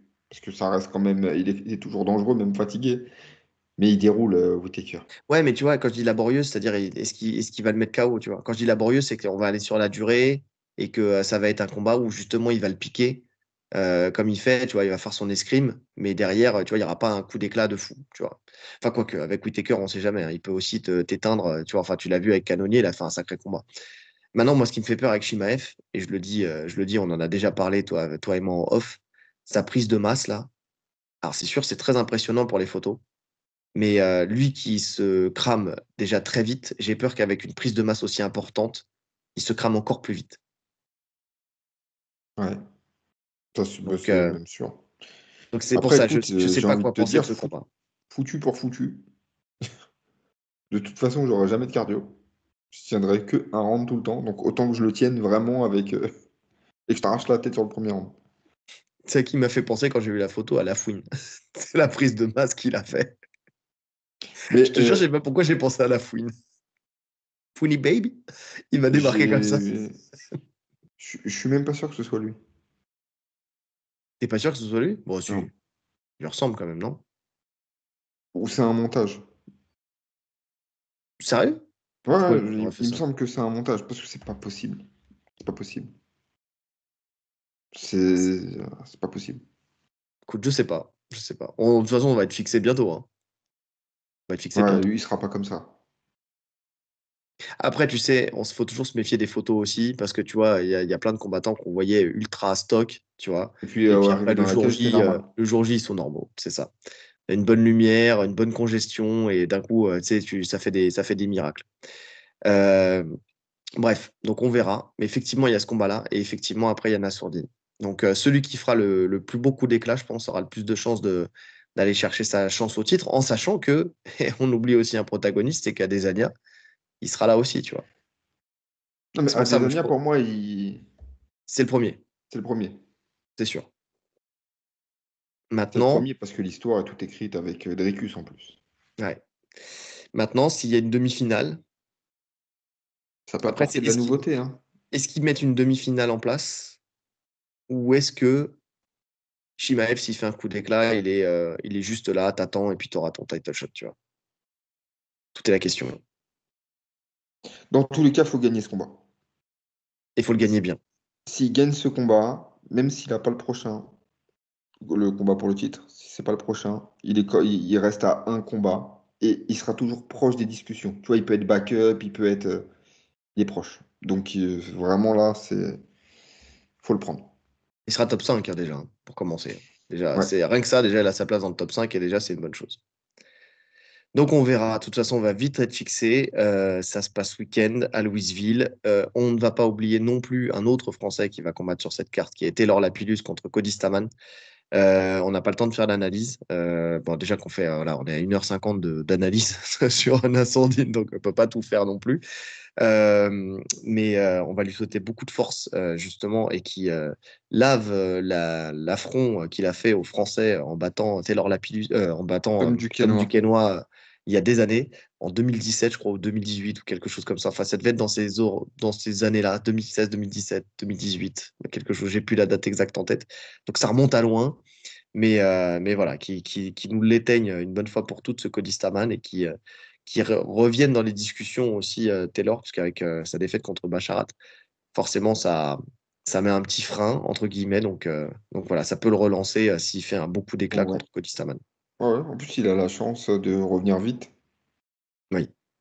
Et contre quelqu'un qui est respecté par l'organisation en plus. Ouais. Donc, euh, donc bon, on va voir ça. Je crois qu'il est en prélim, Ouais. Je crois que Taylor. c'est le deuxième combat. Donc il Ouais. est bas dans la prélim. Ouais. Mais j'ai rien compris de toute façon sur UFC, la gestion des combats. T'as l'impression qu'il y a 1 million de combats, je sais pas, en prélim et en main card. J'ai rien compris. J'ai regardé la carte, c'est, je sais J'ai pas, pas regardé. c'est bizarre. Tu sais, t'es obligé de descendre très très bas. Je me suis dit, mais attends, c'est pas cette carte en fait finalement. Et je savais que c'était cette carte puisque Eric Cara m'avait dit qu'il combattait sur la même carte.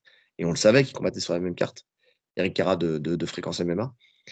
Et donc je cherchais, et en fait, putain, et c'est vrai, effectivement, il est très bas.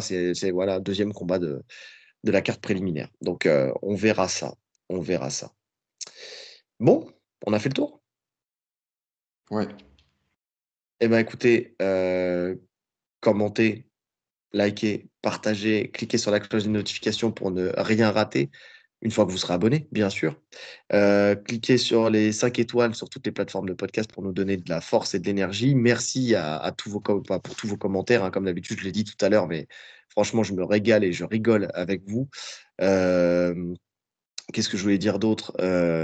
Merci à tous ceux qui estiment qu'on n'a pas aussi assez de likes, assez de vues, assez de tout en fonction de la qualité du travail que vous reconnaissez. Donc déjà, merci, parce que ça nous incite aussi à continuer à fournir cette même qualité et à toujours être, à essayer de prendre le temps en fait de bien travailler nos sujets. Merci au maître fumier d'avoir partagé un bout de notre podcast sur Saladin Parnasse en disant qu'on était, comment dire, euh, non, mais c'était marrant parce qu'en fait, c'était pour, quand on en discutait en off, tu sais, c'était pour étayer leurs propos sur Saladin Parnasse. C'est ça comme il disait, pardonnez-leur, ils ne savent pas. Tu sais, avec pardonnez-leur, ils ne savent pas. J'aime beaucoup, tu sais. Mais en tout cas, on était là, ils ont pris une partie de l'interview qui est sortie du contexte, on en a parlé en off. Et donc, n'hésitez pas, si vous n'avez pas vu encore cet épisode, à aller le voir. C'est le dernier épisode d'actu de la semaine dernière où on a évoqué ça, où on a traité le sujet un peu plus longuement que ces deux petits bouts. Mais on comprend l'idée, en fait. On comprend. C'est pas pour stigmatiser le podcast, mais c'est plus pour mettre en lumière et en valeur la négociation qui est en train de se faire de Saladin Ouais. Parnasse avec l'organisation qu'ils connaissent déjà, mais qui devrait accueillir Saladin. Donc, visiblement, en tout cas, pour lui, ça sera une très bonne négociation. 6 chiffres. Ah, si les chiffres sont. Ouais. Ils ont dit que le premier chiffre, c'est ni un, ni un 2, ni un 3, ni un 4. Ils ont dit on s'arrête là, on verra. Enfin, on pourrait continuer, mais on s'arrête là. Si c'est le cas, franchement, gros respect à lui. C'est super. Nous, de toute façon, c'est ce qu'on veut, hein. On veut que si son objectif, on l'a dit dans le podcast, c'est l'argent, et ben c'est qu'il a atteint son objectif. Et dans ce cas-là, parfait. On Parfait. va pas dire mieux. Franchement, au contraire, au contraire. Donc, bisous au maître fumier. Et bah, il ne nous reste plus qu'à vous souhaiter une bonne journée Ou une bonne soirée. en fonction de l'heure à laquelle vous nous écoutez. Allez, salut. Salut.